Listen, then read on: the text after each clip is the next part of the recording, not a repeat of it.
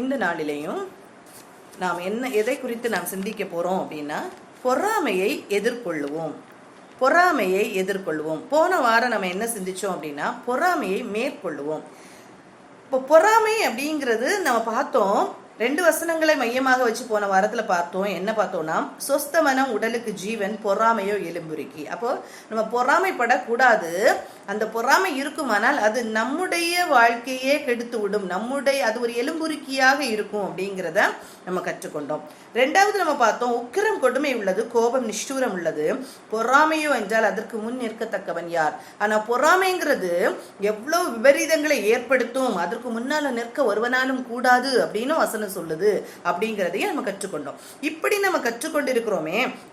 போன வாரம் நம்ம கற்றுக்கொண்ட காரியங்கள் என்ன அப்படின்னா, ஈசாக்குடைய வாழ்க்கையில பெலிஸ்தியர்கள் எப்படி பொறாமை கொண்டார்கள், எப்படி அவர் ஈசாக்கு வெற்றி பெற்றார், அவருடைய வாழ்க்கையில எப்படி அதை மேற்கொண்டார், அந்த பொறாமையை மேற்கொண்டு எப்படி தன்னுடைய வாழ்க்கையை ஜெயமாக மாற்றிக்கொண்டார் அப்படிங்கிறத நம்ம பார்த்தோம்.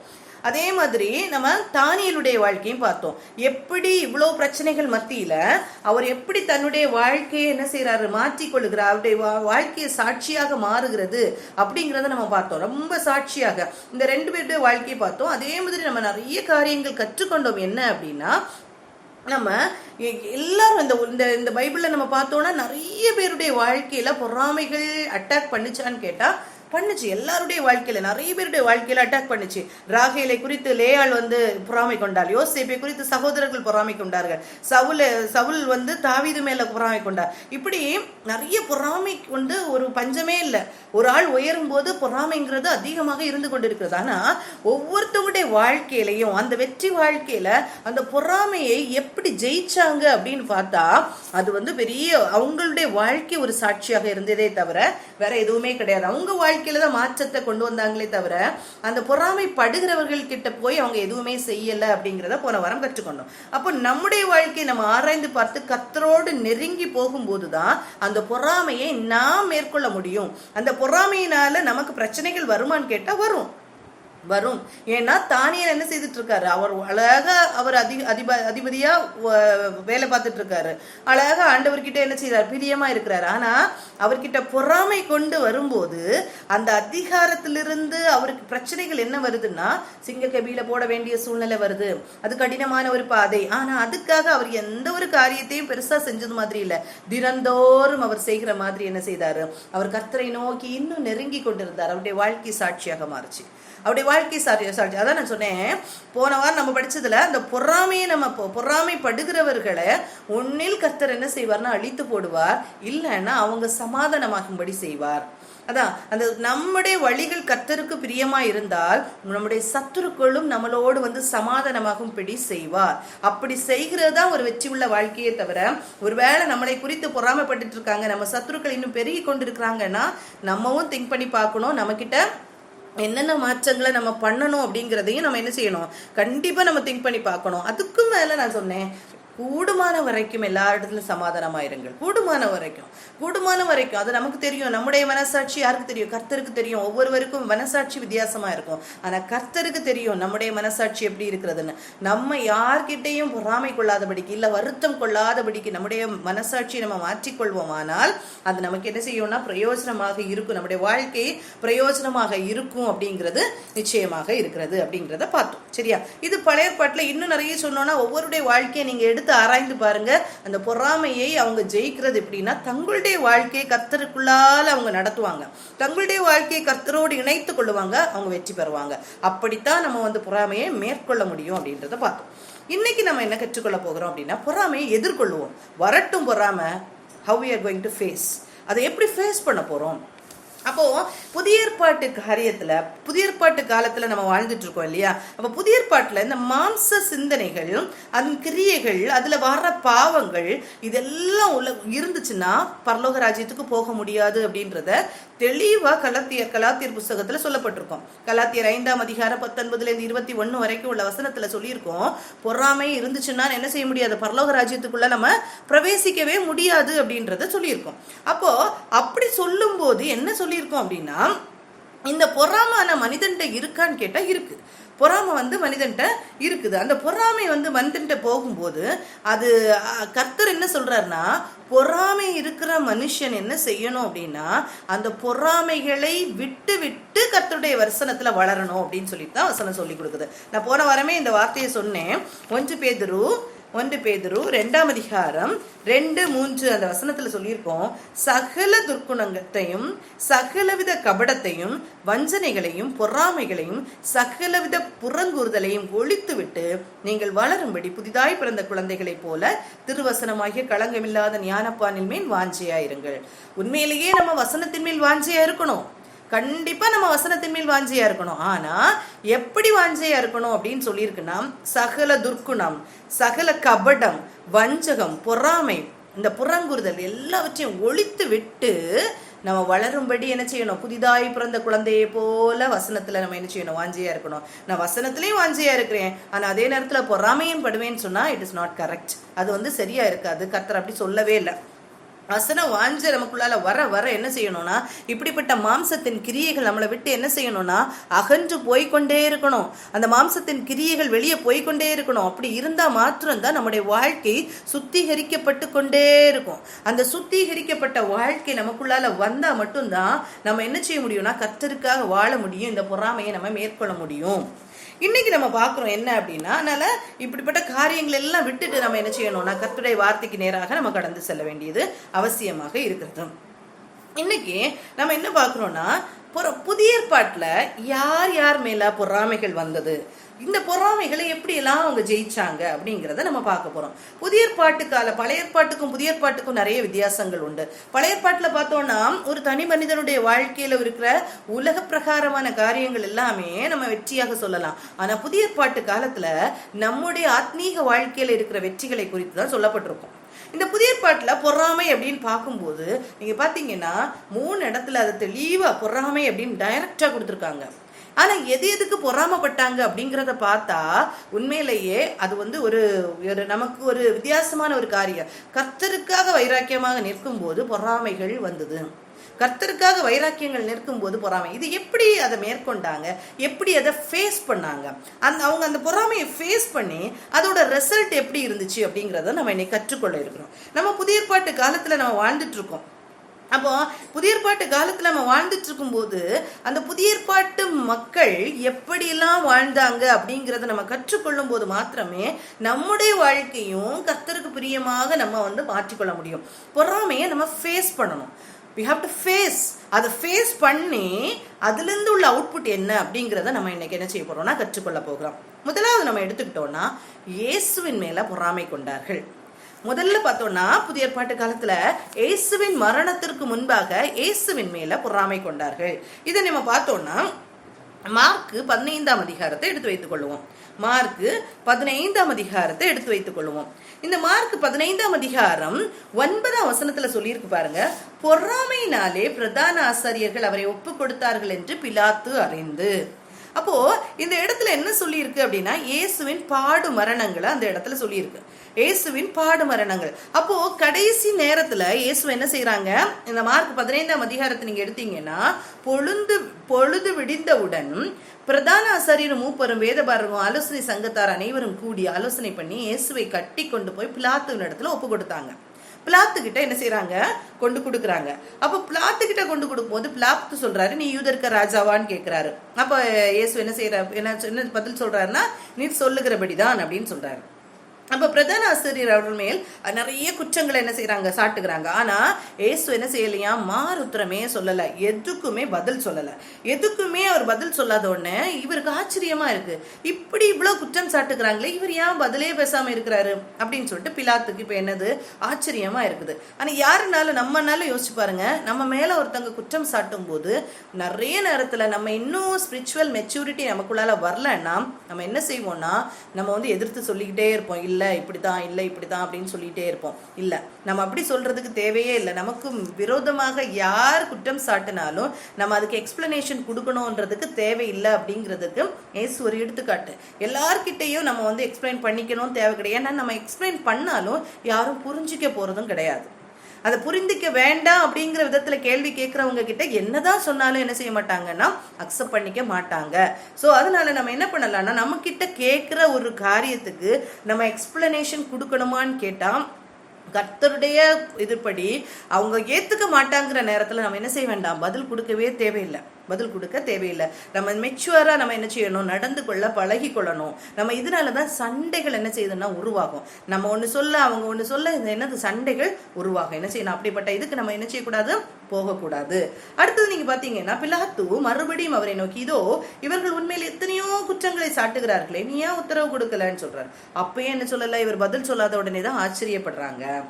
அடுத்து பாருங்க, இப்போ இந்த ஆச்சரியத்துக்கு பிறகு என்ன செய்யுதுன்னா, வழக்கத்தின்படி ஒரு பண்டிகை வருது. இந்த பண்டிகை தோறும் என்ன செய்யறாங்கன்னா, ஒரு ஆளை என்ன செய்வாங்க, விடுவிப்பாங்க. இது அந்த அந்த இடத்துல உள்ள ஒரு பழக்கம். அப்போ இந்த வழக்கத்தின்படி அந்த பண்டிகையினால ஒருத்தர் விடுதலை செய்யப்படணும். இப்ப பிலாத்து பாக்குறாரு, இந்த இயேசு கிட்ட எந்த பிரச்சனையுமே இல்லை, அவர் விசாரிச்ச வரைக்கும் அவர்கிட்ட எந்த பிரச்சனையுமே இல்லை. இப்ப எந்த பிரச்சனையுமே இல்லைன்றப்போ இவர் என்ன செய்யறாருன்னா, இவர்கிட்ட நம்ம பிரச்சனை ஒன்றும் காணலையே, இவர் விடுதலை ஆக்கலாமே அப்படிங்கிறது இவருக்கு மனசுல இருக்கு. அதே நேரத்துல பிலாத்து என்ன புரிந்து கொள்ளுகிறாருன்னா, பிரதான ஆசாரியர்களுக்கு இவர்கிட்ட நல்ல பொறாமை இருக்குங்கிறத புரிந்து கொள்ளுகிறாரு. இதை புரிந்து கொண்டு பிரதான ஆசாரியர் கேட்கிறாரு, 9வது வசனத்துல வந்துருங்க. பொறாமையில பிரதான ஆசாரியர்கள் அவரை ஒப்பு கொடுத்தார்கள் என்று பிலாத்து அறிந்து அவர்களை நோக்கி, நான் யூதருடைய ராஜாவை உங்களுக்கு விடுதலையாக்க வேண்டும் என்று இருக்கிறீர்களா என்று கேட்கிறான். யூதருடைய ராஜாவை உங்களுக்காக விடுதலை பண்ணட்டுமா அப்படின்னு கேட்கிறாரு. ஏன்னா இவருக்கு என்ன, இவர்கிட்ட எந்த தப்பும் கண்டுபிடிக்க முடியல. சோ என்ன பண்ணலாம், நான் விடுதலை ஆக்கிடலாமா அப்படின்னு சொல்லிட்டு அவர் கேட்கிறாரு. அவர் கேட்கும்போது இவங்க என்ன சொல்றாங்க, இல்ல பரபாசை தங்களுக்கு விடுதலையாக்க வேண்டும் என்று ஜனங்கள் கேட்டுக்கொள்ளும்படி பிரதான ஆசாரியர்கள் அவர்களை ஏவி விட்டார்கள். இப்ப பிரதான ஆசாரியர்கள் என்ன சொல்றாங்க, இல்ல பரபாசை விடுதலை பண்ணுங்க, பரபாஸ் ஒரு குற்றவாளி, அந்த குற்றவாளி என்ன செய்யுங்க, விடுதலை ஆக்குங்கன்னு சொல்லிட்டு பிரதான ஆசிரியர் சொல்றாங்க. ஜனங்கள் எல்லாரும் சத்தம் போடுறாங்க, என்னது, கண்டிப்பா யாரதான் விடுதலை பண்ணணும், பரபாசை விடுதலை பண்ணணும் அப்படின்னு சொல்லிட்டு சொல்றாங்க. அப்போ இயேசு என்ன செய்யலான்னு கேட்கிறாரு. அப்போ என்ன செய்யலாம், 12ஆம் வசனத்தில் சொல்றாரு. பிலாத்து மறுபடியும் அவர்களை நோக்கி, அப்படியானா யூதருக்கு ராஜா என்று நீங்கள் சொல்லுகிறவனை நான் என்ன செய்ய வேண்டும் கேட்கிறான். உடனே சொல்றான், அவனை சிலுவையில் அறையும் என்று மறுபடியும் சத்தமிட்டு சொன்னார்கள். திருப்பியும் பிலாத்து கேட்கிறாரு. அடுத்த வசனத்தில் திருப்பியும் பிலாத்து கேட்கிறாரு, ஏன் என்ன பொல்லாப்பு செய்தான் என்றார். அவர்களோ அவனை சிலுவையில் அறையும் என்று பின்னும் அதிகமா கூக்குரல் விட்டு சொன்னார்கள். இப்படி திருப்பி என்ன செய்யறாங்க, சத்தம் போடுறாங்க, கண்டிப்பா என்ன செய்யணும், இவரை சிலுவையில அறையணும் அப்படின்னு சொல்லிட்டு சொல்றாங்க. அப்பொழுது பிலாத்து ஜனங்களை பிரியப்படுத்த மனதுள்ளவனாய் பரபாசை அவர்களுக்கு விடுதலையாக்கி இயேசுவையோ வாரினால் அடிப்பித்து சிலுவையில் அறையும்படி ஒப்பு கொடுத்தான். பிலாத்து என்ன செய்யறாரு, இப்ப ஒப்பு கொடுத்துட்டாரு. எப்படி, நல்லா அடிங்கன்னு அடிக்கையும் வச்சு சிலுவையில அரைஞ்சிருங்க அப்படின்னு சொல்லிட்டு ஒப்பு கொடுத்துட்டாரு. சரியா? இப்போ இந்த இந்த இந்த காரியங்கள் நமக்கு தெரியும். நம்ம எல்லா காரியங்களும் நம்ம என்ன செய்வோம், நம்ம எப்பவுமே நம்ம கற்றுக்கொள்ளுகிற காரியங்கள் தான், நமக்கு தெரிந்த காரியம்தான். ஆனா தெரிந்த காரியமா இருந்தாலும் நீங்க அதை ரீட் பண்ணி பாருங்க. 16ஆம் வசனத்துல இருந்து 36ஆம் வசனம் வரைக்கும் கர்த்தர் பட்ட வேதனைகள், இயேசு நமக்காக சிலுவையில பட்ட வேதனைகள் எல்லாம் அதுல சொல்லப்பட்டிருக்கும். ஒவ்வொரு வருஷமும் நம்ம சிந்திக்கிறதா. ஆனா ஒவ்வொரு வருஷமும் சிந்திக்கிறதுக்கு மாத்திரமல்ல, உண்மையிலேயே கர்த்தர் நமக்காக பாடுபட்டார் அப்படிங்கிறத உணர வேண்டுமானால் இந்த பகுதியை அடிக்கடி நம்ம என்ன செய்யணும், வாசிச்சு பார்க்கணும். வாசிச்சு பார்க்கும்போது தெரியும், நமக்காக இவ்வளவு அடிபட்டாரா, நமக்காக ரத்தம் சிந்தார். எப்ப ஒரு ஆளு நமக்காக, எனக்காக கர்த்தர் அடிக்கப்பட்டார், எனக்காக கர்த்தர் நொறுக்கப்பட்டார், எனக்காக அவர் சாபமானார், எனக்காக அவர் பாவமானார்னு யாரு விசுவாசிக்கிறோமோ அதுதான் விசுவாசம். எனக்காக அவர் அடிக்கப்பட்டார்னு நம்ம ஆண்டவரை விசுவாசிக்கிறோமோ அவர்கள் எல்லாரும் கர்த்தருக்கு பிரியமான பிள்ளைகளாக மாற்றப்படுகிறார்கள். கர்த்தருடைய பிள்ளைகளாக அவங்களுக்கு தான் கர்த்தருடைய பிள்ளைகள் என்ற பெயர். சரியா? அப்ப இப்படி நம்ம அந்த சாபம் பாவம் எல்லாவற்றையும் என்னென்ன காரியத்தை செஞ்சாங்க அப்படிங்கிறத நம்ம ரீட் பண்ணி பார்த்தோம்னா தெரியும். அவ்வளோத்துக்கு இயேசுவை என்ன செய்தாங்கன்னா கஷ்டப்படுத்துறாங்க, அவ்வளோத்துக்கு கஷ்டப்படுத்துறாங்க. ஆனா நீங்க 18லேருந்து 20 வரைக்கும் உள்ள வசனத்தை மட்டும் நான் வாசிக்கணும்னு நினைக்கிறேன். மற்ற காரியங்களை நீங்க என்ன செய்யுங்க, அப்புறம் நீங்க வாசிக்கலாம். 18லேருந்து 20 வரைக்கும் எவ்வளவுத்துக்கு டீஸ் பண்றாங்க, எவ்வளவுத்துக்கு ஏளனமா அவமானப்படுத்துகிறாங்க அப்படிங்கிறத பாருங்க. 18ஆம் வசனத்துல, யூதருடைய ராஜாவே வாழ்க என்று அவரை வாழ்த்தி அவரை சிரசில் கோலால் அடித்து, தலையில கோலால் அடிக்கிறாங்க, அடிச்சு அவர் மேல் துப்பி முழங்கார் படியிட்டு அவரை வணங்கினார்கள். எதுக்கு? யூதருக்கு ராஜா நீ சொன்னியே, யூதருக்கு ராஜான்னு சொல்றியே அப்படின்னு சொல்லிட்டு என்ன சொல்றாங்க, சிவப்பான மேலங்கியே கொடுத்துறாங்க, முள்முடியே பின்னி வைக்கிறாங்க, வச்சுட்டு என்ன சொல்றாங்க, யூதருக்கு ராஜா, முள்முடியை வச்சுட்டு யூதருக்கு ராஜா அப்படின்னு சொல்லிட்டு சொல்றாங்க, வாழ்க அப்படின்னு சொல்லிட்டு என்ன செய்யறாங்க, வாழ்த்துறாங்க. எவ்வளவு கஷ்டமான ஒரு காரியம் யோசிச்சு பாருங்க. இதுக்கு மேல கஷ்டம் என்ன தெரியுமா, அவரை சிரசில் கோலால் அடித்து தலையில என்ன வச்சிருக்காங்க, கம்பு வச்சு அடிக்கிறாங்க. அடிச்சுட்டு என்ன சொல்றாங்க, அவர் மேல் துப்பி. பேசுகிற காரியத்தை கூட என்ன செய்திடலாம் தெரியுமா, நம்ம சகிச்சுக்கலாம், ஓகே இப்படி பேசுறாங்களே அப்படின்னு. ஆனா யோசிச்சு பாருங்க, ஃபேஸ்ல துப்புனா நம்ம என்ன செய்வோம், ஃபேஸ்ல துப்பப்பட்டால் நமக்கு எப்படி இருக்கும். அப்படி துப்பி முழங்கால் படிட்டு அவரை வணங்கினார்களாம். எதுக்கு, நீ யூதருக்கு ராஜா இல்லையா அப்படின்னு. எவ்வளோத்துக்கு ஏளனமா டீஸ் பண்றாங்க இல்லையா. அவ்வளோ பாடுகளை எதுக்காக சகிச்சாருன்னா நமக்காக தான் சகிச்சாரு. அதுவும் யார் சகிச்சா, பரலோகத்தில் இருக்கிற தேவன் கீழே இறங்கி நமக்காக வந்து என்ன செய்திருக்காரு, சகிச்சிருக்கிறாரு. இதை நம்ம யோசிச்சு பார்த்தோம்னா அவரை மாதிரி வாழணும்னு தான் கருத்தை சொல்லியிருக்காங்க, அவரை மாதிரி நம்மளும் இருக்கணும்னு தான் சொல்லியிருக்காங்க. அப்படி சொல்லி இருக்கிறாருன்னா நம்ம என்ன செய்யணும்னா இதே மாதிரி நாமும் சகிக்க தான் அடைக்கப்பட்டிருக்கிறோம். அவருடைய பின்னால் அவருடைய பாதங்களை நம்ம பின்பற்றி நடக்க தான் அழைக்கப்பட்டிருக்கிறோம் அப்படின்னு பேதுரு சொல்லுவார். அப்ப இப்படிப்பட்ட காரியங்கள், இப்படிப்பட்ட சகித்து தன்மைகள், இதுதான் சிலுவையை பற்றிய உபதேசம். இந்த சிலுவையை பற்றிய உபதேசம் எல்லார்கிட்டையும் சொன்னா அது பைத்தியமா தான் தோணும். ஆனா இது கெட்டு போறவருக்கு பைத்தியமா இருக்கும். ஆனா ரட்சிக்கப்படுகிற நமக்கும் அது தேவ பலனா இருக்கு. எப்படி பலனா இருக்கும், இப்படிப்பட்ட காரியங்களை நாம் சகிக்க பழகி கொள்ளும் போது மாத்திரம்தான். இப்படிப்பட்ட காரியத்தை நாம் சகிக்க பழகி கொள்ளணும். ஆனா எப்படி நம்மளால முடியுமா அப்படின்னு கேட்டா, ப்ராக்டிக்கலி நீங்க திங்க் பண்ணி பாருங்க. யாராவது துப்புனா நம்மளால சகிக்க முடியுமான்னு கேட்டு பாருங்க. நம்ம கேட்டு பார்ப்போம், துப்பு தான் சகிக்க முடியுமான்னு கேட்டா அது ரொம்ப கஷ்டம், ரொம்ப கஷ்டம். அதான் சொல்லுவாங்க, ஒருத்தங்க பெட்ல படுத்திருந்தாங்களாம், ஒரு பெட் ரிட்டன் ஆயிட்டாங்க. ஆண்டவருக்கு ரொம்ப பிரியமான ஒரு ஒரு ஒரு மகள் தான். ஆனா அவங்களுக்கு பலகீனம் வந்து என்ன செய்தாங்களாம், பெட்ல படுத்திருந்தாங்களாம். ஆனா அவங்களுக்கு எழும்பி துப்ப கூட முடியலையா, அப்படி துப்புற நேரம் அந்த துப்பல் என்ன செய்துச்சுன்னா அவங்க ஃபேஸ்லேயே விழுந்தப்போ அவங்க ஆண்டவர்கிட்ட கேள்வி கேட்க ஆரம்பிச்சாங்க, ஏன் ஆண்டவரை எப்படி பண்றீங்க, நான் உங்களுக்காக தானே வாழ்ந்தேன் அப்படின்னு சொல்லிட்டு. அந்த துப்பல் அவங்க மேல படும்போது ஒரு ஊழியக்காரர் இதை சொன்னார். அப்போ அவங்க துப்பல் படும்போது அவங்களுக்கு அது வெறுப்பா இருந்துச்சு, ஏன் ஆண்டவரை எப்படி நீங்க பண்றீங்க, நான் உங்களுக்காக எவ்வளவு செஞ்சேன் அப்படின்னு சொல்லும் போதுதான் ஆண்டவர் மனதுல பேச ஆரம்பிச்சாராம். உன் துப்பலை உன் ஃபேஸ்ல விழுறதே உன்னால என்ன செய்ய முடியல, சகித்து கொள்ள முடியல. அப்போ மற்றவர்கள் துப்பும் போது நான் எப்படி சகித்து கொண்டேன் அப்படிங்கறத ஆண்டவர் கற்றுக் கொடுத்தாராம், அப்படிங்கறத ஆண்டவர் நினைப்பூட்டினாராம். அப்படி நினைப்பூட்டும் போது அதை யோசிச்சு பாருங்க, அந்த காரியத்தை நம்ம நினைப்பூட்டும். அதுக்கப்புறம் சொன்னாங்க, ஆண்டவரே என்னை மன்னிச்சுக்கோங்க அப்படின்னு சொல்லிட்டு என்ன செஞ்சாங்களா, அதுக்கப்புறம் அவங்க படுக்கையில முறுமுறுக்கலையா. இப்படிப்பட்ட சாட்சிகள் எல்லாம் தான் முக்கியமான சாட்சிகள், நம்முடைய வாழ்க்கையை திருப்புகிற சாட்சிகள். இதெல்லாம் கேட்டா கூட நம்மளால ஒரு வார்த்தையை மாறி பேசாம இருக்க முடியுதான்னா கொஞ்சம் கஷ்டமா இருக்குது. நம்மளை நிலைநாட்டுகிறதற்காக நம்ம நிறைய காரியத்தை என்ன செய்யறோம், சொல்லிட்டு இருக்கிறோம், செஞ்சுட்டு இருக்கிறோம். அது வந்து நமக்கே என்ன செய்யும்னா ஒரு பெரிய ஒரு கடினமான பாதையில நம்மளை கொண்டு போவோம். நம்முடைய கர்த்தருடைய சாயலுக்கு மாற்றாது, நம்ம சொல்லலாம், நம்ம கர்த்தருடைய சாயல்ல மாறிக்கொண்டிருக்கிறோம், கண்டிப்பா மாறுறோம். ஆனா இந்த லெவலுக்கு நம்ம மாறணும், யார் என்ன சொன்னாலும் நம்ம வந்து அப்படி ஸ்பிரிச்சுவல் மெச்சூரிட்டி நமக்குள்ளால அதிகமாக வரணும், அந்த மெச்சூரிட்டி அதிகமாக வரணும். இதை கர்த்தர் என்ன செய்யறாரு, இதுதான் கர்த்தருடைய சாயலுக்கு நம்ம மாறுறது. சரியா, சரி, ஓகே. இதை நம்ம வாசிச்சு பார்த்தீங்கன்னா உங்களுக்கு புரியும். 36ஆம் வசனம் வரைக்கும் கர்த்தப்பட்ட கஷ்டங்கள், இயேசுவை எவ்வளவு கஷ்டப்படுத்துனாங்க, இந்த காரியங்கள் எல்லாம் இருக்கும். சரியா ஷார்ட்டா இந்த இடத்துல கொடுத்துருப்பாங்க, எல்லாவற்றையும் நம்ம என்ன செய்யலாம், படித்து கொள்ளலாம். ஆனா இந்த எல்லாம் சகிச்சாரே, பொறாமையினால பிரதானாசாரியன் என்ன செய்தாரு, இவரை அடிக்கிறதுக்கு கொடுத்தாரே. ஆனா சாட்சி என்ன, அதுல கிடைக்கிற சாட்சி தான் முக்கியமான சாட்சி. இந்த சிலுவையில அறையப்பட்ட பிறகு இதெல்லாம் நடக்குது, இவ்வளோ சம்பவங்கள் நடக்குது, அடிக்கப்படுறாரு, அவளால சிலுவை சுமக்க முடியல, சிறைனே உரானான ஒருத்தன் சுமந்து கொண்டு போகிறான், இன்னும் நிறைய காரியங்கள் அதுல சொல்லப்பட்டிருக்கு. அவருடைய அந்த கசப்பான காடி குடிக்கிறாங்க, அதை குடிக்கல, நிறைய காரியங்கள் அதுல சொல்லப்பட்டிருக்கு. இதெல்லாம் முடிச்சுட்டு இந்த காரியம் எல்லாம் நடந்து முடிந்த பிறகு 37ஆம் வசனம் சொல்லும், ஏசு மகா சத்தமாய் கூப்பிட்டு ஜீவனை விட்டார். அவ்வளோ சத்தமா கூப்பிட்டு ஜீவனை விட்ட பிறகு 100க்கு அதிபதி பார்த்துட்டே நிக்க, இதெல்லாம் நடக்குது, எல்லாவற்றையும் ஒரு மனுஷன் பார்த்து கொண்டிருக்கிறார். 100க்கு அதிபதி அவர் சொல்றாரு, அவர் இப்படி கூப்பிட்டு ஜீவனை விட்டதை கண்டபோது மெய்யாகவே இந்த மனுஷன் தேவனுடைய குமாரன் என்றான். மெய்யாகவே இந்த மனுஷன் தேவனுடைய குமாரன் என்றார். அப்போ ஒரு சாட்சி கிடைக்குது. நூற்றுக்கு அதிபதி என்ன செய்யறாரு? இயேசுவை ஏற்றுக்கொள்கிறாரு. இயேசுவை ஏற்றுக்கொள்ள இப்படி இவ்வளவு கஷ்டத்தின் மத்தியில இவ்வளவு சாட்சியாக ஒரு மரணம் இருக்குமானால் இதுதான் என்னது? ஒரு சாட்சி. அப்போ பொறாமையினால சிலுவையில் அறையப்பட்ட கொடுத்தாலும், பொறாமையினால பிரதான ஆசாரியர்கள் இவ்வளவு குற்றச்சாட்டுகளை வைத்து அடிக்கப்பட்டு நொறுக்கப்பட்டாலும் சாட்சி உள்ள வாழ்க்கை இன்னைக்கு நமக்கு தேவையாக இருக்கிறது. இன்னைக்குள்ள வாழ்க்கை, இன்னைக்கு புதிய ஏற்பாட்டு காலத்துல வாழுகிறவர்களுக்கு இயேசு சொல்லி கொடுக்கிறது அதான். அவருடைய வாழ்க்கை தான் நமக்கு சாட்சி. அவருடைய வாழ்க்கை எவ்வளவு சாட்சியாக இருந்தது.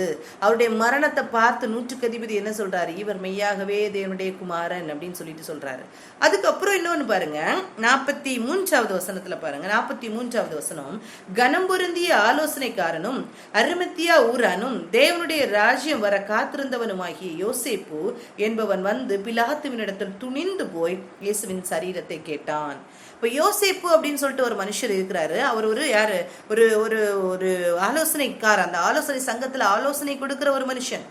ஆனா இவர் தேவனுடைய ராஜ்யத்துக்காக காத்திருக்கிறாரு. ஏன்னா இவர் ஒரு சீக்ரெட் கிறிஸ்டியன். சீக்ரெட்டா அவர் யாரை ஆராதிச்சிட்டு இருக்காரு? இயேசுவை அறிந்து கொள்ளுகிறார்.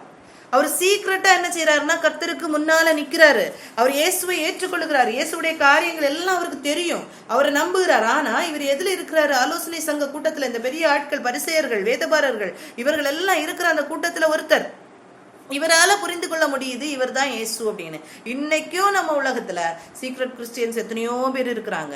இந்த சீக்ரெட் கிறிஸ்டியன்ஸ் எல்லாரும் தைரியமா வெளியே வருகிறதற்கு சாட்சியாக இயேசுடைய வாழ்க்கை இருந்தது. இந்த யோசேப்பும் ஒரு ரகசிய கிறிஸ்தவரா இருக்கிறாரு. ஒரு ரகசிய கிறிஸ்தவரா இருந்தவர் அன்னைக்கு எழும்பி துணிஞ்சு வர்றாரு. இவர் தான் மெய்யான கிறிஸ்து அப்படின்னு சொல்லிட்டு தைரியமா வெளியில வர்றாரு. வந்து என்ன சொல்றாரு? இயேசுவின் சரீரத்தை என்கிட்ட தாங்க அடக்கம் பண்றதுக்கு அப்படின்னு துணிவா கேட்கிறாரு. இயேசு இருந்தப்போ இருந்த அந்த நம்பிக்கை கூட இப்ப இல்ல. இயேசு இருந்தப்போ கூட போயிருந்தா கூட சீஷர்களுக்கு எவ்வளவு பாதுகாப்பு இல்லையா?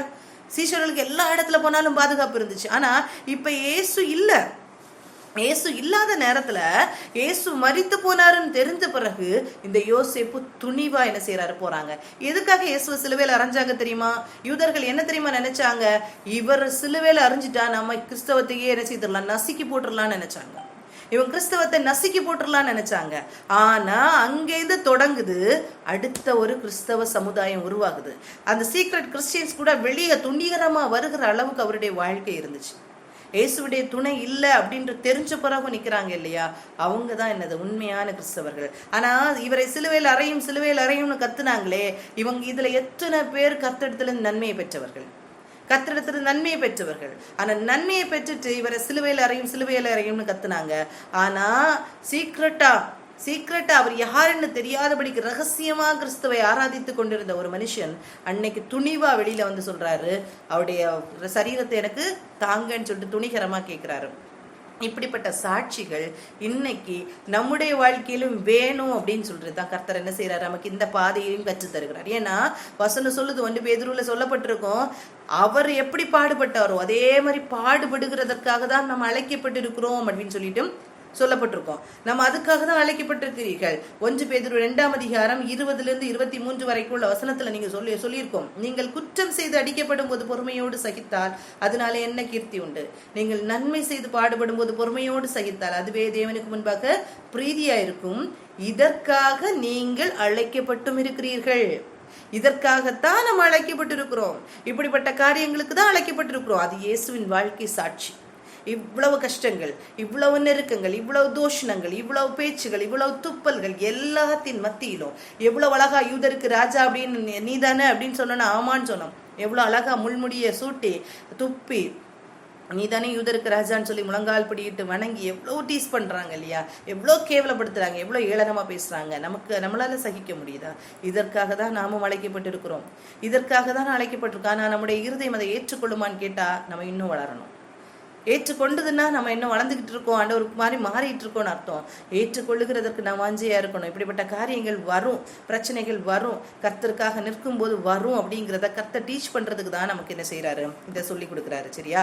அப்போ கர்த்தருக்காக நாம் நிற்கும் போது ஒரு பொறாமையினால பிரதான ஆசாரியர்கள் இவ்வளவு கர்த்தர் சிலுவையில அறையப்பட வேண்டும், இயேசு சிலுவையில அறையப்பட வேண்டும் என்பது நிச்சயம், திட்டம் கண்டிப்பா நடக்கும். ஆனா இவ்வளவு பாடுகளை அவர் சகித்து வருகிறாரே, இந்த பாடுகள் எல்லாம் அதான் சிலுவையை பற்றிய உபதேசம். இந்த பாடுகள் எல்லாம் நாமும் சகிக்கணும், இந்த பாடுகள் எல்லாம் சகித்து அவரை பின்பற்றி போகணும் அப்படிங்கிறத கர்த்தர் என்ன சொல்ல இன்னைக்கு உலகத்தின் மேன்மைகள் நமக்கு வேணும், யார் நம்மளை குறித்து எதுவும் சொல்லிடக்கூடாது அப்படிங்கிறது எல்லாருக்கும் உண்டு. அது ஒரு நல்ல எண்ணம் தான். யாருக்கு முன்னாலே நம்ம குற்றவாளிகளாக நிற்கக்கூடாது அப்படிங்கிறது நல்லதுதான். எல்லாருக்கு முன்னாலே நான் நல்லா இருக்கணும்.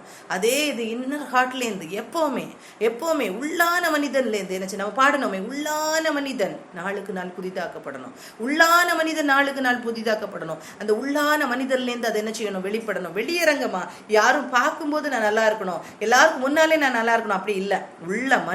உள்ளான மனிதன் என்ன செய்யணும், உள்ளேந்து என்ன செய்யணும், ஒரு புது மனிதம் என்ன செய்யணும், நமக்குள்ளால உருவாகணும். ஒரு கிறிஸ்து நமக்குள்ளால உருவாகணும். அப்படிப்பட்ட உருவாகுதல் நமக்குள்ளால வரும்போது பொறாமையினால என்ன காரியங்கள் செஞ்சா கூட கடைசியில நம்ம மூலமாக ஒரு சாட்சி எழும்பும், அப்படிப்பட்ட சாட்சி எழும்பணும்னு தான் இயேசுவின் வாழ்க்கை மூலமாக நம்ம கற்றுக்கொள்கிறது. இயேசுடைய வாழ்க்கையிலையும் பொறாமை இருந்தது. அந்த பொறாமையினால இவ்வளவு கஷ்டங்களை அவர் சகிச்சாரு. இவ்வளவு பாடுகள் மத்தியிலேயும் சாட்சிகள் நிறைய எழும்புது. நிறைய பேர் கர்த்தரை ஏற்றுக்கொள்ள ஆரம்பிச்சாங்க. அந்த யோசேப்பு துணிவா போய் அதை பெற்றுக்கொள்ளுகிறான். அதுக்கப்புறம் என்ன செய்யறாங்க, நிறைய பேர் என்ன செய்யறாங்க, நிறைய கிறிஸ்தவர்கள் எழும்புறாங்க. கர்த்தர் என்ன செய்யறாங்க, கர்த்தருக்காக ஜனங்கள் எழும்புகிறாங்க. பரிசுத்த ஆவியானவர் காலத்துல அவ்வளவு தைரியமா என்ன செய்யறாங்க, சீஷர்களும் கர்த்தருக்காக நிற்கிறாங்க. இந்த காரியங்கள் எல்லாம் சொல்லப்படுது. இப்படி நாம் சகிக்கும் போது கண்டிப்பா ஒரு சாட்சி உருவாகும். அதுதான் முக்கியம். அதான் பொறாமையை நம்ம ஃபேஸ் பண்ணுவோம், எதிர்கொள்வோம். நமக்கு எதிராக வருகிற என்ன பொறாமைகள் இருந்தாலும் அதை ஃபேஸ் பண்ண பழகிக்கொள்ளணும். கர்த்தருடைய பலத்தினால நம்ம ஃபேஸ் பண்ணும்போது கண்டிப்பா ஒரு சாட்சி எழும்பும். அந்த சாட்சி எல்லாருக்கும் தேவை. அந்த சாட்சி எல்லாருக்கும் அந்த சாட்சி என்னது தேவையா இருக்கிறது. அந்த சாட்சி நம்ம மூலமாக கண்டிப்பா என்ன செய்யணும், எழுமணும். கர்த்தருடைய காரியத்தை செய்யும் போது நம்ம என்ன செய்யக்கூடாது, என்ன காரியங்கள் நம்மளை துன்பப்படுத்தினாலும் நம்ம ஒதுங்கி போயிடவே கூடாது. ஜெபத்தோடு அதே நேரம் தாழ்மையோடு கர்த்தர் செய்ய வேண்டிய கடமைகளை நம்ம என்ன செய்யணும். சரியா? சரி, இயேசு நமக்கு எடுத்துக்காட்டு அப்படிங்கிறத பார்த்தோம். அடுத்தது இயேசுவின் சீடர்களா இருந்தவங்க எப்படி இருந்தாங்க. சோ இயேசு சொன்ன காரியத்தை எல்லாம் சீஷர்கள் செஞ்சாங்க. சீஷர்கள் அப்போஸ்தலர்கள் சொல்லுகிற காரியத்தை எல்லாம் நாம் செய்யணும். அதுக்காக தான் அழைக்கப்பட்டிருக்கிறோம். அப்படித்தானே சீஷர்கள் சொல்லணும். சீஷர்கள் சொல்லுகிற காரியத்துக்காக தான் நம்ம அழைக்கப்பட்டிருக்கோம். அப்ப இயேசு செஞ்ச காரியத்தை சீஷர்கள் செஞ்சு காமிச்சாங்க. சீஷர்கள் செய்கிற காரியத்தை நாமும் ஒரு நாள் செய்யணும். அப்ப சீஷர்கள் எப்படி எல்லாம் அதை மேற்கொண்டாங்க, எப்படி எல்லாம் அதை எதிர்கொண்டாங்க அப்படிங்கிறத நம்ம பார்க்கலாம். ரெண்டாவது நம்ம பார்த்தோம்னா பேதுருவின் மேல் பொறாமை கொண்டார்கள். பேதுருவுக்கு மேல பொறாமை கொள்ளுகிறார்கள். நம்ம எந்த அதிகாரம் எடுத்துக்கொள்வோம்னா அப்போஸ்தலர் 5ஆம் அதிகாரம். அப்போஸ்தலர் 5ஆம் அதிகாரத்தை எடுத்து வைத்துக் கொள்வோம். அப்போஸ்தலர் 5ஆம் அதிகாரத்தை நம்ம எடுத்தோம்னா அந்த அதிகாரங்கள்ல என்ன சொல்லப்பட்டிருக்கும், அப்போஸ்தலர்ல பாத்தீங்கன்னா நிறைய அப்போஸ்தலருடைய வாழ்க்கை, அவங்க பட்ட பாடுகள் மோஸ்ட்லி பாத்தீங்கன்னா 12ஆம் அதிகாரம் வரைக்கும் பேதுருவினுடைய வாழ்க்கையை குறித்து சொல்லப்பட்டிருக்கும். அதுக்கப்புறம் பவுலுடைய வாழ்க்கையை பத்தி சொல்லப்பட்டிருக்கும். அப்ப இப்படிப்பட்ட காரியங்கள் சொல்லப்படும் போதும் இந்த பேதுருடைய வாழ்க்கையில எப்படியெல்லாம் அவங்க என்ன செய்தாங்கன்னா கர்த்தரை ஏற்றுக்கொண்டாங்க, கர்த்தருடைய காரியத்தை செஞ்சாங்க, கர்த்தருடைய ஊழியத்தை செஞ்சாங்க. அதுல எப்படியெல்லாம் பொறாமை வந்துச்சு அப்படிங்கறத நம்ம கற்றுக்கொள்ள போறோம். சரியா? இதுல அப்போஸ்தலர் 5ஆம் அதிகாரம் 17ஆம் வசனத்துல சொல்லப்பட்டிருக்கும். அப்போஸ்தலர் 5ஆம் அதிகாரம் 17ஆம் வசனத்துல சொல்லப்பட்டிருக்கும். அப்பொழுது பிரதான ஆசாரியனும் அவனுடனே கூட இருந்த சதுசேய சமயத்தார் அனைவரும் எழும்பி பொறாமையினால் நிறைந்து. அவங்க என்ன அங்க இயேசு கிட்ட பொறாமப்பட்டது யாரு? பிரதான ஆசாரியர்கள். இங்க யாரெல்லாம் சேர்றாங்க? பிரதான ஆசாரியரும் சேர்றாங்க, சதுசேய சமயத்தார் அனைவரும் எழும்பி என்ன செய்யறாங்க? பொறாமையினால நிறைந்து நிற்கிறாங்க. சரியா? ஏன் இந்த பொறாமை வந்துச்சு அதை நம்ம முதல்ல பார்ப்போம். அப்போ அது இந்த சூழ்நிலை எந்த சூழ்நிலையில இது வந்துச்சு, இந்த பொறாமை வந்துச்சு அப்படிங்கிறத நம்ம கற்றுக்கொள்ளணும். அப்பதான் நம்ம தெரியும் நம்ம இந்த மாதிரி சூழ்நிலையை கடந்து போகிறோமோ அப்படிங்கிறதும் நம்ம அறிந்து கொள்ள வேண்டும். நமக்கு இந்த மாதிரி சூழ்நிலை இருக்கா, எப்ப நம்ம ஒரு பொறாமை வருதுன்னா எந்த சூழ்நிலையில உங்களுக்கு இந்த பொறாமை வந்துச்சு, எப்ப வந்துச்சு, அதை எப்படி அவங்க ஃபேஸ் பண்ணாங்க, அதான் நம்ம கற்றுக்கொள்கிறோம். அப்போ இந்த 5ஆம் அதிகாரத்தை எடுத்து பாத்தீங்கன்னா 1 முதல் 11 வரைக்கும் உள்ள வசனத்துல நீங்க பாத்தீங்கன்னா அனனியா சப்பீராளோட அந்த சம்பவம் நடக்கு. எல்லாரும் தெரிந்த காரியங்கள் தான். அதுல அதிகமா ஆழமா சிந்திக்க வேண்டிய காரியங்கள் எல்லாம் இருக்கு. ஆனா இன்னைக்கு நம்ம அதை சிந்திக்க போகல. அனனியா சப்பீராளோட நமக்கு தெரியும், ஆதி திருச்சபை மக்கள் எல்லாரும் என்ன செஞ்சாங்கன்னா பரிசுத்த ஆவியானவர் நிறைவாக பொழியப்பட்ட நேரத்துல ஒரு திருச்சபை உருவாகுது. 3000 பேர் 5000 பேர்னு என்ன செய்யறாங்க, சபையில சேர்த்து கொள்ளப்படுகிறாங்க. அப்ப நிறைய பேர் சேர்த்து கொள்ளப்படுகிறாங்க. எல்லாரும் தங்களுடைய உடைமைகளை எல்லாம் விற்று என்ன செய்யறாங்க, அப்போஸ்தலருடைய பாதத்துல கொண்டு வைக்கிறாங்க. இதனால எல்லாரும் பகிர்ந்து உண்ணுகிறாங்க, எல்லாமே பகிர்ந்து செய்கிறாங்க. ஆனா இந்த அதே நேரத்துல அனனியா சப்பீராலும் என்ன நினைக்கிறாங்க, எப்படியாவது நம்மளும் என்ன செய்யணும், நம்மளும் இதுல பங்கு கொள்ளணும் அப்படின்னு சொல்லிட்டு அவங்களும் என்ன செய்யறாங்க, போறாங்க. அவங்களும் தங்களுடைய உடைமைகளை விற்று என்ன செய்யறாங்க, கொண்டு வராங்க. கொண்டு வரும்போது இவங்களுக்கு ஒரு மாயமான ஒரு வாழ்க்கை அவங்களுக்குள்ளால வருது. மீன்ஸ் இதுவரைக்கும் அந்த சபையில அவ்வளவு சுத்தமான ஒரு பரிசுத்தமான வாழ்க்கை, எப்ப கர்த்தர் வருவார் எடுத்துக்கொள்ளப்படலாம் அப்படின்ட்டு இருக்கிறாங்க. இங்க முதல்ல ஒரு களங்கம் வருது. என்ன களங்கம் வருது, ஏசோ வர காணலையே, நமக்குன்னு நம்ம கொஞ்சத்தை வச்சுப்போமே அப்படின்னு. அவங்க நமக்குன்னு கொஞ்சம் வச்சுப்போமே நினைச்சது தப்பு கிடையாது, அது தப்பு கிடையாது. ஆனா அவங்க என்ன நினைச்சாங்கன்னா, ஒரு மாயமான வாழ்க்கை வாழலாம்னு நினைச்சாங்க. நமக்குன்னு கொஞ்சத்தை வச்சுப்போம். ஆனா பேதுருட்ட போய் என்ன போய் சொல்றாங்க, இவ்வளவுத்துக்கு தான் வித்தோம். இப்ப பேதுரு கேக்குறாரு, இவ்வளவுத்துக்கு தானே வித்தீங்க அப்படின்னு கேட்டா, இல்ல நாங்க ஒரு பங்கு எடுத்து எங்களுக்கு வச்சிருக்கிறோம்னு சொன்னா கூட தப்பு கிடையாது. ஆனா ஒரு மாய்மாலமான ஒரு வாழ்க்கை, அதை எப்பவுமே கர்த்தர் நம்முடைய வாழ்க்கையை பாக்குறாரு. நம்முடைய வாழ்க்கை நேர்த்தியா இருக்கிறதா இல்ல மாய்மாலமா இருக்குதா, நம்முடைய வாழ்க்கையின் அந்த இன்டென்ஷன் எப்பவுமே கர்த்தர் இருதயத்தை ஆராய்ந்து பார்க்கிற தேவன். அப்போ அவருடைய இன்டென்ஷன் தப்பு, அவனுடைய காரியம் என்னது, மக்கள் எல்லாரும் நான் கொடுத்தேன்னு சொல்லணும், மக்கள் எல்லாருக்கும் முன்னாலே நான் எல்லாத்தையும் நான் கொடுத்தேன் அப்படின்னு நினைக்கணும் அப்படின்னு நினைக்கிறாங்க. ஆனா அவங்களுக்குள்ளால ஒரு காரியம் இருக்கு. இந்த மாய்மாலமான வாழ்க்கையை கர்த்தர் ஒருபோதும் ஏற்றுக்கொள்ளுகிறவர் அல்ல. நமக்குமே பிடிக்காது, அப்படித்தானே. நம்ம கிட்ட யாராவது பொய்யான ஒரு அன்பை காட்டி கொண்டிருந்தா நமக்கு பிடிக்குமான்னு கேட்டா இல்ல. ஆனா நம்முடைய இருதயம் சுத்தமா இருக்காங்கிறத நம்ம என்ன செய்யணும், அப்பப்ப செக் பண்ணி பார்த்துக்கணும். நம்முடைய இருதயம் சுத்தமா இருக்கணும். நம்முடைய இருதயம் சுத்தமா, கர்த்தருக்கு முன்பாக மனுஷருக்கு முன்பாக நம்முடைய இருதயம் சுத்தமாக இருக்கணும். அப்படிப்பட்ட ஒரு இருதயத்தை கர்த்தர் விரும்புகிறார். அந்த நேரத்துல கர்த்தர் என்ன செய்யறாரு, முதல்ல அனனியாவை அடிக்கிறாரு, அடுத்து சப்பீரால் அடிக்கிறாங்க, ஆலயத்துல விழுந்து என்ன செய்யறாங்க, செத்து போகிறாங்க. இந்த காரியங்கள் எல்லாம் நடக்குது. இது முடியும் போது 11ஆம் வசனத்துக்கு எண்டிங்ல பாத்தீங்கன்னா எல்லாருக்கும் என்ன வந்தது, பயம் வந்துருச்சு. எல்லாருக்கும் பயம் வந்துச்சு. நிறைய பேருக்கு என்ன செய்யறாங்க, சேரல. இந்த 13ஆம் வசனத்துல சொல்லப்பட்டிருக்கோம், 13ஆவது, மற்றவர்களில் ஒருவரும் அவர்களுடனே சேர துணியவில்லை, ஆகிலும் ஜனங்கள் அவர்களை மேன்மைப்படுத்தினார்கள். அவங்களுடைய யாருமே என்ன செய்யல, சேர துணியல, அவ்வளவு பயமா இருந்துச்சுன்னு. ஆனா அடுத்த வசனத்தை நீங்க பாத்தீங்கன்னா சொல்லியிருக்கோம், திரளான புருஷர்களும் ஸ்திரீகளும் விசுவாசம் உள்ளவர்களாகி கர்த்தரிடமாக அதிகமாக சேர்க்கப்பட்டார்கள். எந்த இடத்துல போனாலும் ஒரு கூட்டம் பயப்படும். ஏன்னா அவங்களுக்குள்ளாலே உண்மைத்தன்மை இருக்காது, பயப்படுறாங்க. ஆனா வெளிச்சத்துக்குள்ளால வரும்போது தங்களுக்குள்ளால குற்றம் இல்லை, நான் ஒரே எண்ணத்தோட கர்த்தர் மட்டும் போதும் இருக்கவங்க கண்டிப்பா சேருவாங்க. அந்த கூட்டத்துல கண்டிப்பா சேர்த்து கொள்ளப்படுவாங்க. அப்படியே என்ன செய்யறாங்க, இவங்க சேர்றாங்க. சரியா, 14ஆம் வசனத்தில் திரளான புருஷர்களும் ஸ்திரீகளும் என் விசுவாசம் உள்ளவர்களாய் கர்த்தரிடமாய் சேர்த்து கொள்ளப்பட்டார்கள். இப்ப 15ஆம் வசனத்தை பாருங்க, என்ன சொல்லியிருக்கோம், அவர் பேதுருவை பார்த்து, பிணியாளிகளை படுக்கையின் மேலும் கட்டிலின் மேலும் கிடத்தி பேதுரு நடந்து போகையில் அவனுடைய நிழலாகிலும் அவர்களின் சிலர் மேல் படும்படிக்கு அவர்களை வெளியே வீதிகளில் கொண்டு வந்து வைத்தார்கள். இந்த பேதுருக்க நிழலாவது படட்டோன்னு சொல்லிட்டு என்ன செய்யறாங்க, பிணியாளிகளை எல்லாம் கொண்டு வைக்கிறாங்க. அவங்க எல்லாம் சுகம் பெறுகிறாங்க. அதுதான் முக்கியம்.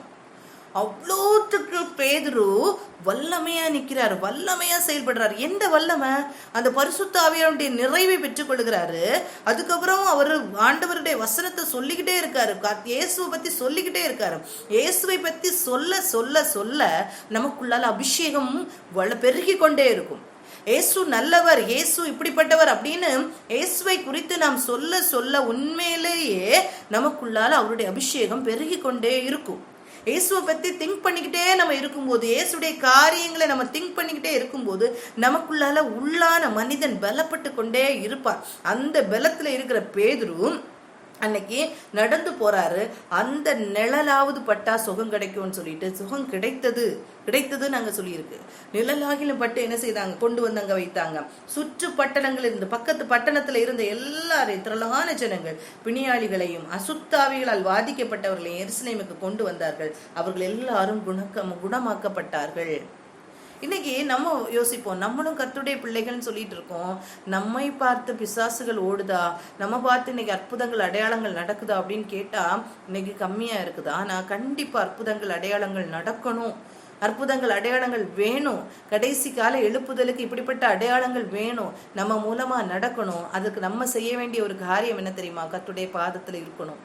கர்த்தருடைய பாதத்திலிருந்து கர்த்தருடைய வசனத்தை உட்கொள்ளணும், கர்த்தருக்காக நம்ம நிற்கணும், கர்த்தருக்காக நம்ம பேசணும். இப்படிப்பட்ட காரியங்கள் வரும்போது ஆட்டோமேட்டிக்கா நமக்குள்ளால இருந்து இப்படிப்பட்ட கர்த்தருடைய கிருபைகள் வெளிப்படும், கர்த்தருடைய காரியங்கள் வெளிப்படும் போது பேதுருக்கிட்ட யாரை கொண்டு வந்தாங்கன்னு அவருக்கு தெரியாது. அவருக்கு நிழலே பட்டா போதும்னு சொல்லிட்டு கொண்டு வர்றாங்க. நிழல் பட்டு சுகம் பெற்றுக் கொள்ளுகிறவர்கள் அநேகரா இருக்கிறாங்க.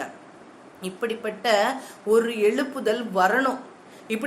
எழுப்புதல் வரணும். அந்த ஒரு காலத்துக்குள்ளாலதான் நம்ம போயிட்டு இருக்கோம். ஆனா நமக்குள்ளால அந்த ஒரு தீ இருக்குதா? அப்படிப்பட்ட காரியம் நமக்குள்ளால வரணும். அப்படிப்பட்ட காரியம் நமக்குள்ள இருக்குதா? அப்படிப்பட்ட காரியம் இருந்துச்சுன்னா மாத்திரம் தான் நம்மளால என்ன செய்ய முடியும்னா, நம்ம கடைசி காலத்துல நம்மளால நிலைத்து நிற்க முடியும். இல்லைன்னா நம்ம கடைசி காலத்துல நிலைத்து நிற்கிறது கடினமாக இருக்கும். ஒரு பெரிய எழுப்புதலை நம்மளால பார்க்க முடியாது. எதுக்காக கர்த்தர் அபிஷேகத்தை நமக்கு கொடுத்திருக்கிறார்? எதற்காக அப்படின்னா, இயேசு வரும்போதே சொல்லாரு, கட்டுண்டவர்களை விடுதலை பண்றதுக்கு, சிறைப்பட்டவருடைய சிறைகளை அதுல இருந்து அவங்களை விடுதலை பண்றதுக்காக தான் கர்த்தர் என்ன செய்திருக்காருன்னா இயேசு வந்தார் அப்படின்னு சொல்லப்பட்டிருக்கோம். அதே மாதிரி தான் நம்மளும் என்ன செய்யறோம்னா, இந்த மாதிரி காரியத்துக்கு தான் நம்ம வரணும், கர்த்தருக்குள்ளால வரணும். வரும்போது நம்ம என்ன செய்யறோம்னா, நம்ம பெற்றுக்கொள்ளுகிறோம், நம்ம கர்த்தருக்குள்ளால இருக்கிறோம், நம்ம கர்த்தருக்குள்ளால இருந்து இப்படி சிறைப்பட்டவர்களை விடுவிக்க வேண்டும் அப்படிங்கிற நிலைமைக்குள்ளால வரணும். இன்னைக்கு நம்ம கர்த்தரிடத்திலிருந்து பெற்றுக்கொள்ளுகிறது மாத்திரமல்ல, நாம் மற்றவருக்கு பிரயோஜனம் உள்ளவர்களாக மாறணும். அந்த நாட்கள் வந்தாச்சு. நம்ம இதுல இருக்கிறவங்க, இந்த கூடுகையில இருக்கிறவங்க, நம்ம இன்னைக்கும் அட்டென்ட் பண்றோம், ஆண்டவருடைய பாதத்துல இருக்கிறோம், நம்ம கேட்கிறோம். நம்முடைய காரியங்கள், நம்முடைய தேவைகள் இருக்குதான்னு கேட்டா இன்னும் இருந்து கொண்டுதான் இருக்குது. ஆனா நம்முடைய தேவைகள் மத்தியில நம்முடைய காரியங்களை கர்த்தர் பார்த்து கொள்வார். ஆனா நம்ம கர்த்தருக்காக நிற்கணும். அநேகரை நம்ம என்ன செய்யணும்னா, கர்த்தருக்குள்ளால கொண்டு வர வேண்டியது அவசியமாக இருக்குது. கர்த்தருக்குள்ளால நம்ம கொண்டு வர வேண்டியது அவசியமா இருக்கு. கண்டிப்பா கர்த்தர் அதை எதிர்பார்க்கிறார். நம்ம என்ன செய்யணும்னா, கர்த்தருக்காக நிக்கணும். நம்முடைய தேவைகளை மாத்திரம் பார்த்துட்டு இருந்தோம்னா அது ஒரு நாள் தீராது. நம்முடைய தேவைகள் பெருகி கொண்டே தான் இருக்கும். ஆனா நம்முடைய தேவைகளை தாண்டி நம்ம கர்த்தருடைய வார்த்தைகளை சொல்லிக்கிட்டே இருக்கும்போது, கர்த்தருடைய பிரசனத்தை, அவருடைய காரியத்தை சொல்லிக்கிட்டே இருக்கும்போது, நமக்குள்ளாலே இந்த வரங்கள் என்ன செய்யணும், வெளிப்பட ஆரம்பிக்கும். வெளிப்படும் போது அன்னைக்கு பேதுரு கிட்ட அவருடைய நிழல் பட்டாலே சுகம் கிடைக்கும்னு கொண்டு வந்தாங்களே, அதே மாதிரி அற்புதங்கள் நடக்கும். அப்படி நடக்கும்போது இங்க பொறாமை வருது.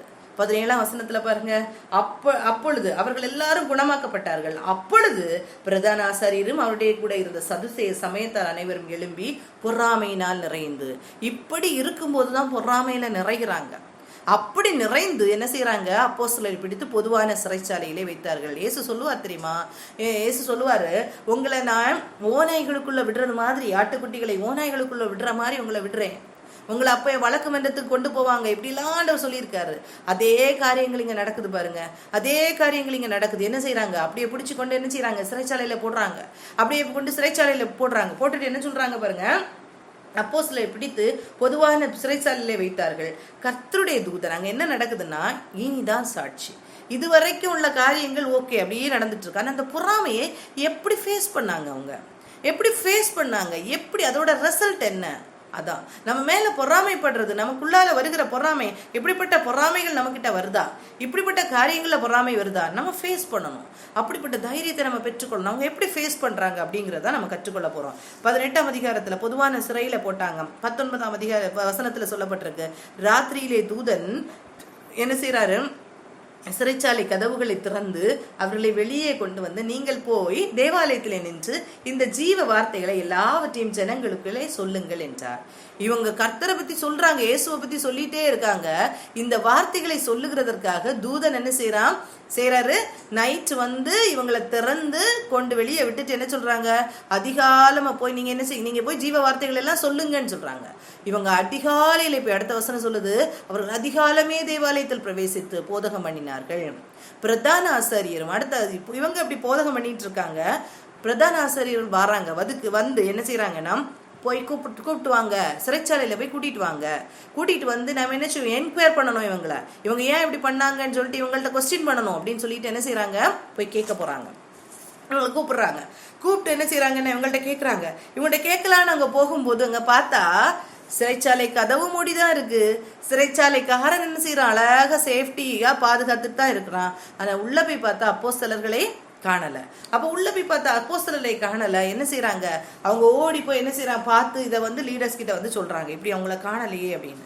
கேட்ட உடனே அவருடைய வார்த்தை என்ன தெரியுமா, 24ஆம் வசனம் சொல்லுது, இது என்னமாய் முடியுமோ, இந்த காரியத்தை கேட்டவுடனே அவங்க சொல்றாங்க 24 வசனம், இது என்னமாய் முடியுமோ? இது எப்படி முடியும்? இது எப்படி எப்படி நடக்குது? இது என்னதோ நடக்குது. அவங்களுக்குள்ளால ஒரு கலக்கம் வந்துடுச்சு. அதனாலதான் அவங்க சொல்றாங்க இது என்னமாய் முடியுமோ. அவங்களுக்குள்ளால கலக்கம் வந்துச்சு. அவங்க சொல்றாங்க இது எப்படி நடக்கும், இது எப்படி முடிய போகுது, ஏதோ நடக்குது, ஏதோ காரியம் நடக்குது. நம்ம நினைச்சது ஒண்ணு, நம்ம இயேசுவை சிலுவையில அரைஞ்சிட்டோம்னா நம்ம கிறிஸ்தவத்தையே நசுக்கிடலாம் நினைச்சோம். ஆனா இன்னைக்கு வளர்ந்து கொண்டிருக்கிறத பார்க்கும்போது இது எப்படி முடிய போகுதோன்னு தெரியல அப்படின்னு சொல்லிட்டு அவங்களுக்குள்ளால கலக்கம் வருது. அப்படி அவங்க கலங்கி கொண்டிருக்கும் போது ஒருத்தன் ஓடி வாரான், வந்து சொல்றான், தேவாலயத்துல அவங்க என்ன செய்யறாங்க, பிரசங்கம் பண்ணி கொண்டு இருக்கிறாங்க, ஆண்டவரை பத்தி சொல்லிட்டு இருக்காங்க அப்படின்னு சொல்லிட்டு அடுத்த வசனத்துல சொல்லப்படுது. இதை சொன்ன உடனே இந்த அதிகாரிகளுக்கு என்ன தோணுது அப்படின்னா, இவங்களை போய் இப்ப இழுத்து கொண்டு தப்பு, நீங்க பண்ற தப்புன்னு சொன்னா ஜனங்கள் எல்லாரும் என்ன செய்வாங்க, கல்லறிஞ்சு போடுவாங்க.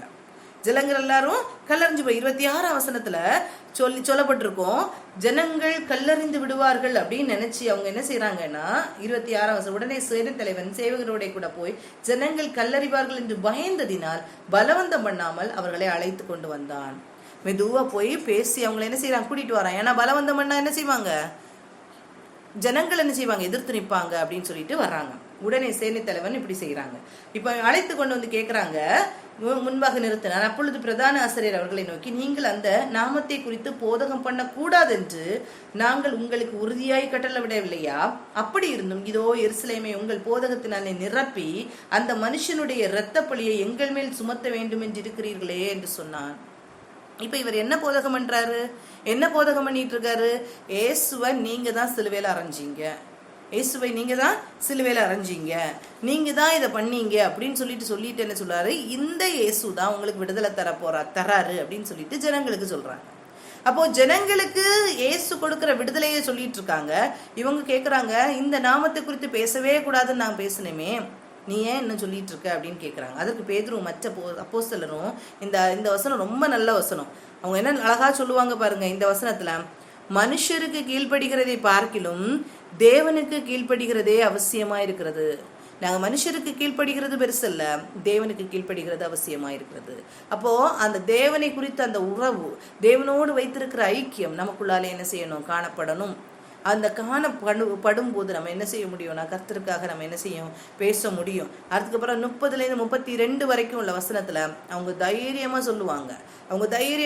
அப்போ பேதுருவும் மற்ற அப்போஸ்தலர் மனுஷருக்கு கீழ்ப்படியை பார்க்கலும் தேவனுக்கு கீழ்ப்படியை அவசியமா இருக்கிறதுன்னு சொல்லிட்டு, நீங்கள் மரத்திலே தூக்கி கொலை செய்த இயேசுவை நம்முடைய பிதாக்களின் தேவன் எழுப்பி இஸ்ரவேலுக்கு மனம் திரும்புதலையும் பாவ மன்னிப்பையும் அருளுகிறதற்காக அவரை அதிபதியாகவும் இரட்சகராகவும் தமது வலது கரத்திலே உயர்த்தினார். இந்த சங்கதிகளை குறித்து நாங்கள் அவருக்கு சாட்சிகளாய் இருக்கிறோம்.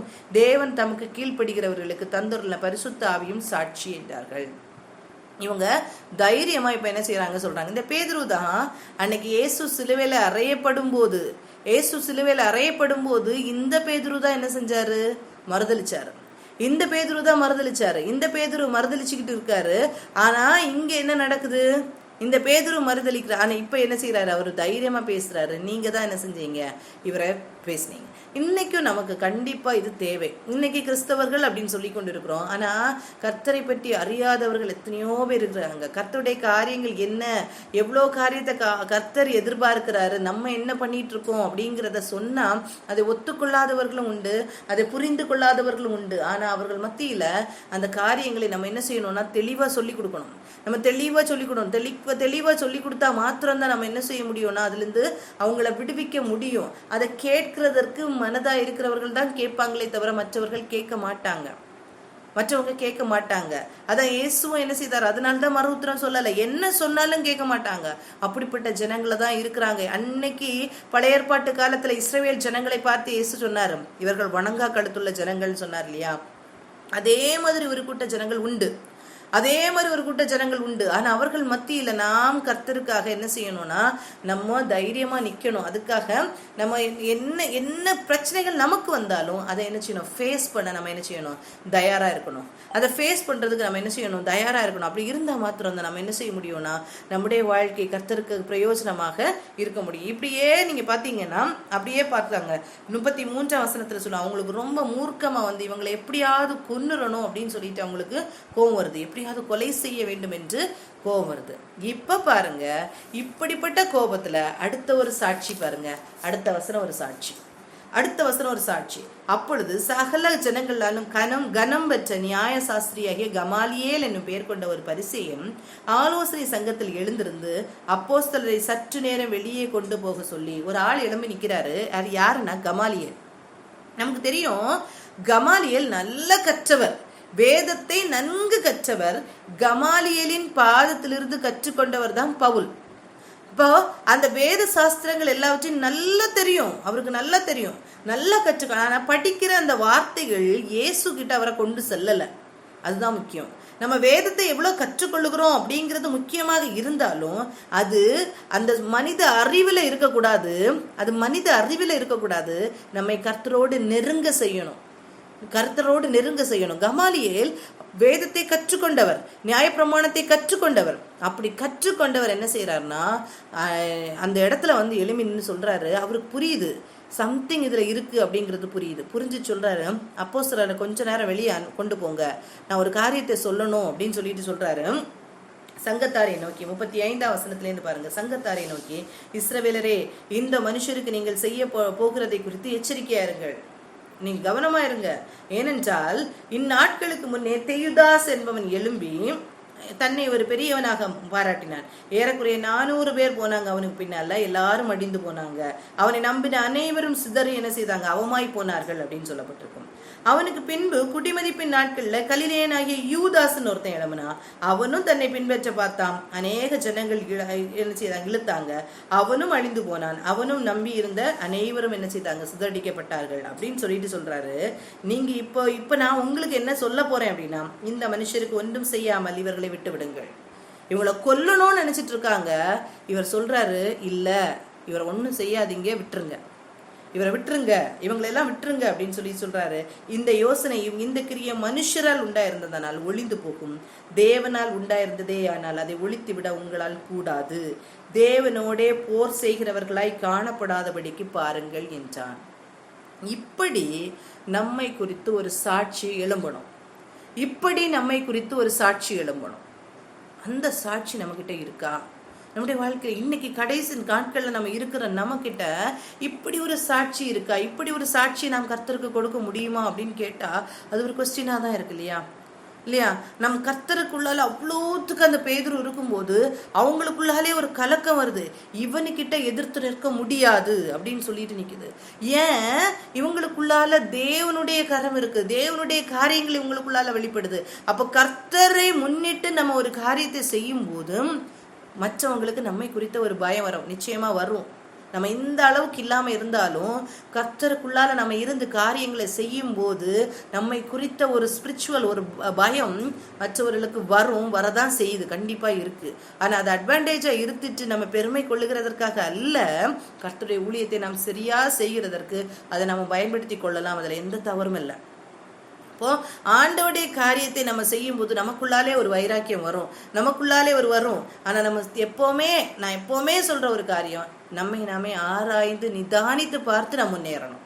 நம்ம எப்பவுமே நம்மை நாமே ஆராய்ந்து நிதானித்து பார்த்து நம்ம என்ன செய்யணும், முன்னேறி செல்லணும் கர்த்தருக்குள்ளால. அப்படி சொல்லும் போது நம்ம என்ன செய்ய முடியும்னா, நம்ம எரிந்து பிரகாசிக்கிற விளக்காக நம்ம என்ன செய்யணும்னா பிரகாசிக்க முடியும். இப்போ கமாலியலே சொல்றாரு, இவரை விட்டுருங்க, இது தேவனால் உண்டானதானால் ஒண்ணுமே நடக்காது, நீங்க என்ன செய்யுங்க, விட்டுருங்க அப்படின்னு சொல்லிட்டு சொல்றாங்க பாருங்க. 40ஆம் வசனத்துல, அப்பொழுது அவர்கள் அவனுடைய யோசனைக்கு உடன்பட்டு அப்போஸ்தலரை வரவழைத்து அடித்து இயேசுவின் நாமத்தை குறித்து பேசக்கூடாது என்று கட்டளையிட்டு அவர்களை விடுதலையாக்கிறேன். இப்ப என்ன சொல்றாங்க, உடனே அப்போஸ்தலர்களை கூப்பிடுறாங்க. கொலை செய்யணும்னு நினைச்சவங்க இப்ப எந்த லெவலுக்கு வந்துட்டாங்க, இவங்களை விட்டுறலாம். ஆனாலும் அந்த கோபம், அந்த கோபம் பொறாமையில நிறைந்து என்ன செய்யறாங்க, அடிக்கிறாங்க. அடிச்சுட்டு என்ன சொல்றாங்க, இனிமேயும் என்ன செய்யக்கூடாது, இயேசுவின் நாமத்தை குறித்து நீங்க பேசக்கூடாது அப்படின்னு சொல்லிட்டு என்ன செய்யறாங்க, விடுறாங்க. அடுத்த 2 வசனங்களை வாசிச்சு பாருங்க.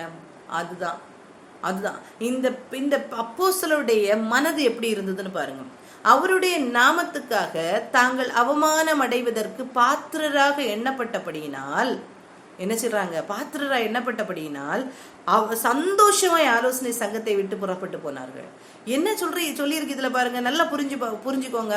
இதுல என்ன சொல்லியிருக்கு தெரியுமா, அவருடைய நாமத்துக்காக நாங்கள் அவமானப்படுவதற்கு பாத்திரராக எண்ணப்பட்டபடியினால், அவர் இயேசுவின் நாமத்துக்காக நாங்க அடிபட்டோமே, இது எங்களுக்கு கிடைத்த பெரிய பாக்கியம்னு சொல்றாங்க. இயேசுவின் நாமத்துக்காக அடிபடுறது பெரிய பாக்கியம். அதுதான் பாக்கியம். அப்படி எண்ணப்பட்டபடினால் ரொம்ப சந்தோஷமா என்ன செய்யறாங்கன்னா புறப்பட்டு போகிறாங்க. இப்படி ஒரு இருதயம் நமக்குள்ளால வேணும். புறப்பட்டு போய் அவங்க ஒதுங்கி போகல, நாமத்தை குறித்து சொல்லாதீங்கன்னு சொன்னப்ப அவங்க ஒதுங்கி போகல. அடுத்தது என்ன செய்யற, தினந்தோறும் தேவாலயத்திலும் வீடுகளிலும் இடைவிடாமல் இயேசுவே கிறிஸ்து என்று பிரசங்கித்துக் கொண்டே வந்தார்கள். இப்படி ஒரு வாழ்க்கை நமக்கு வேணும். நமக்கு விரோதமாக இப்படிப்பட்ட பொறாமைகள் வரும்போது அதை ஃபேஸ் பண்றதுக்குள்ள பலனை கர்த்தரிடத்திலிருந்து நம்ம பெற்றுக்கொள்ளணும். கர்த்தரிடத்திலிருந்து பெற்று கர்த்தருடைய காரியத்திற்காக நாம் நிற்கணும். அதை நான் ஃபேஸ் பண்ணணும் ஆண்டவரே, அதை ஃபேஸ் பண்றதுக்குள்ள பலனை தாங்க ஆண்டவரேன்னு நம்ம கேட்டு என்ன செய்யணும்னா, இப்படிப்பட்ட இருதயத்தோடு கர்த்தருக்காக பாடுபடுகிற ஒரு காரியத்தை பாக்கியம் என்று நினைத்தாதான். கர்த்தருக்காக நான் அடிக்கப்பட்டோமேன்னு சொல்லிட்டு அவங்க சந்தோஷப்பட்டாங்க. ஆனா இன்னைக்குள்ள காரியங்கள் அப்படி இருக்கான்னு கேட்டா இல்ல. நான் கர்த்தருக்காக இவ்வளவு செஞ்சேன், இவ்வளோத்த என்ன பேசிட்டாங்க, நான் கர்த்தருக்காக இதை செய்யும் போது இப்படி என்ன சொல்லிட்டாங்க அப்படின்னு சொல்லிட்டு வருத்தப்படுறவங்க நிறைய பேரை நம்ம பார்க்கலாம். ஆனா இல்ல, நம்ம கர்த்தருக்காக செய்யும் போது நாம் பாடுபடுவோமானால், அதை பாக்கியம் என்று நினைப்போமானால், நாமும் என்ன செய்யறோம்னா கர்த்தருக்குள்ளால மெச்சுவர்டா இருக்கிறோம்னு அர்த்தம். நான் பொறாமைகளை ஃபேஸ் பண்ண ரெடியா இருக்கிறோம்னு அர்த்தம். என்ன வந்தாலும் ஃபேஸ் பண்றதுக்கு ரெடியா இருக்கிறோம்னு அர்த்தம். அந்த மெச்சூரிட்டி நமக்கு இருக்கா? அந்த மெச்சூரிட்டி, அந்த ஸ்பிரிச்சுவல் அவேர்னஸ் நமக்குள்ளால இருக்கா? கர்த்தருக்காகவாக்கும் நான் பாடுபடுறேன், அதுவே எனக்கு கிடைத்த பெரிய பாக்கியம் அப்படின்னு சொல்லிட்டு நம்மளால சொல்ல முடியும். இன்னைக்கு சாட்சியா நம்ம நிக்க முடியுதா? நம்ம சாட்சியா கர்த்தரை குறித்து ஒரு இடத்துல நம்ம சொல்ல முடியுதா? இந்த துணிச்சல் வேணும். இயேசுவே கிறிஸ்து அப்படின்னு சொல்லுகிற துணிச்சல் வேணும். இன்னைக்கு நமக்கு இல்ல, அந்த துணிச்சல் இல்ல, குறைவு. இன்னைக்கு இந்த குறிச்சல் குறைவு. அன்னைக்கு அவங்களுக்கு இந்த துணிச்சல் இன்னைக்கு நம்ம கிட்ட இல்ல. ஏன்னா கர்த்தரோடு நெருங்கி இருக்கிற அனுபவம் நம்ம கிட்ட குறைவு. நமக்கு உலக காரியங்கள் அதிக நம்மளை என்ன செய்யுதுன்னா நெருக்கி போடுகிறது.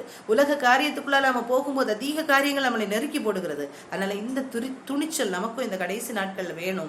அப்பதான் எத்தனை போராட்டங்கள், எத்தனை நெருக்கங்கள் வந்தாலும், எத்தனை சத்தியத்தை சொல்லுகிறதுக்கு தடைகள் வந்தாலும், துணிவோடு கர்த்தருக்காக நிற்கிறதுக்கு நம்ம என்ன செய்யணும்னா எழும்பணும். கர்த்தருக்காக நம்ம வைராக்கியமா நிற்க, ஊழியக்காரர்கள் மிஷனரிகளுக்காக நம்ம ஜெபிக்கவும் கடமைப்பட்டிருக்கிறோம். நம்ம இங்க இருக்கிறோம், நமக்கு தெரியல இவ்வளவு கஷ்டங்கள் இருக்கு அப்படிங்கிறது நமக்கு தெரியல.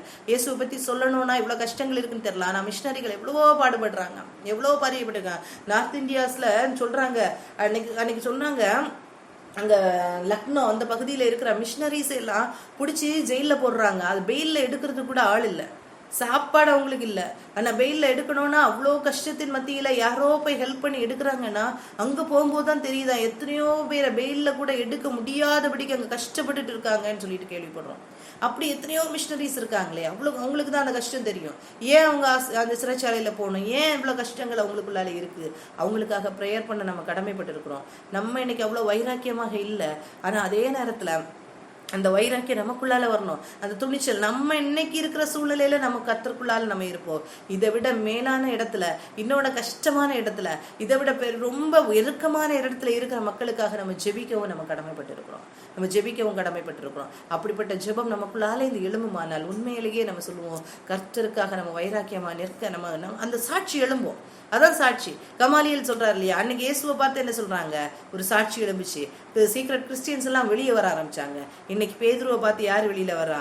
கமாலியல் சொல்றாரு, கவனமா இருங்க, இவங்களுக்கு விரோதமாக போராட நீங்க நினைக்காதீங்க, இப்படி பண்ணாதீங்க அப்படின்னு சொல்லிட்டு என்ன செய்யறாங்க, ஒரு சாட்சியை ஏற்படுத்துக்கிறாங்க. இப்படிப்பட்ட காரியத்தை நாமும் என்ன செய்வோம், உறுதியாக நிற்போம். அதே நேரத்துல நம்ம மற்றவர்களுக்காக, மிஷனரிஸ்க்காக நம்மளும் என்ன செய்வோம், ஜெபிப்போம். அடுத்தது மூணாவது சுருக்கமா சொல்லி முடிக்கிறேன். பவுலை குறித்த, பவுல் மேல பொறாமை கொண்டார்கள். பவுல் மேல இது அப்போஸ்தலர் 13ஆம் அதிகாரத்தை எடுத்துக் கொள்வோம். அப்போஸ்தலர் 13ஆம் அதிகாரம், அப்போஸ்தலர் 13ஆம் அதிகாரத்துல சொல்லப்பட்டிருக்கோம், பவுலை குறித்து பொறாமைப்பட்டார்கள். பவுலை குறித்து பொறாமைப்பட்டார். எதுக்கு பொறாமைப்பட்டாங்க? 45ஆம் வசனத்துல சொல்லப்பட்டிருக்கு, யூதர்கள் ஜன கூட்டங்களை கண்டபோது பொறாமையினால் நிறைந்து பவுலினால் சொல்லப்பட்டவைகளுக்கு எதிரிடையாய் பேசி விரோதித்து தூஷித்தார்கள். இப்ப பவுலை குறித்து அவருக்கு பின்னால ஒரு பெரிய ஜனக்கூட்டம் வருதுன்னு சொல்லி என்ன செய்தாங்களாம், பொறாமப்பட்டு அவருக்கு எதிராக பேசி அவரை விரோதித்து என்ன செய்தாங்களாம், தூஷிச்சாங்களாம். இப்படிப்பட்ட காரியங்கள் வரணும். எப்ப தெரியுமா பிசாசு எழும்புவான், எப்ப தெரியுமா இப்படிப்பட்ட பொறாமைகளை கொண்டு எழுப்புவான்? நாம் கர்த்தருக்காக நிற்கும் போது பிசாசின் சேனை அசைக்கப்படும். அந்த பிசாசின் சேனை அசைக்கப்படும் போது ஆட்டோமேட்டிக்கா யாரையாவது அவன் எழுப்பி கொண்டு வந்துதான் ஆவான். நம்முடைய ஊழியங்களுக்கு எதிராக யாருமே வரல அப்படின்னா நம்ம ப்ளீசிங்கா இருக்கோம்னு அர்த்தம். நம்ம வந்து எல்லாருக்கும் ப்ளீஸிங்காக இருக்கணும்னு அர்த்தம். ஆனால் நம்முடைய ஊழியங்களுக்கு எதிராக சம்திங் நமக்கு எதிராக வருதுன்னா நமக்கு தெரியணும், பிசாசு ஆட்டம் காணுது, அதனால தான் எதிராளி வர்றாங்க. பிசாசுக்கு ஆட்டம் கொடுக்கும்போது தான் பிசாசு யாரையாவது எழுப்பி விடுவான். ஆனால் நமக்கு அந்த உறுதி வேணும், நம்ம மூலமாக பிசாசின் ராஜ்யம் அசைக்கப்படணும், நம் மூலமாக பிசாசின் ராஜ்யம் அசைக்கப்பட்டால் தான் அவன் எழுப்பி வருவான்.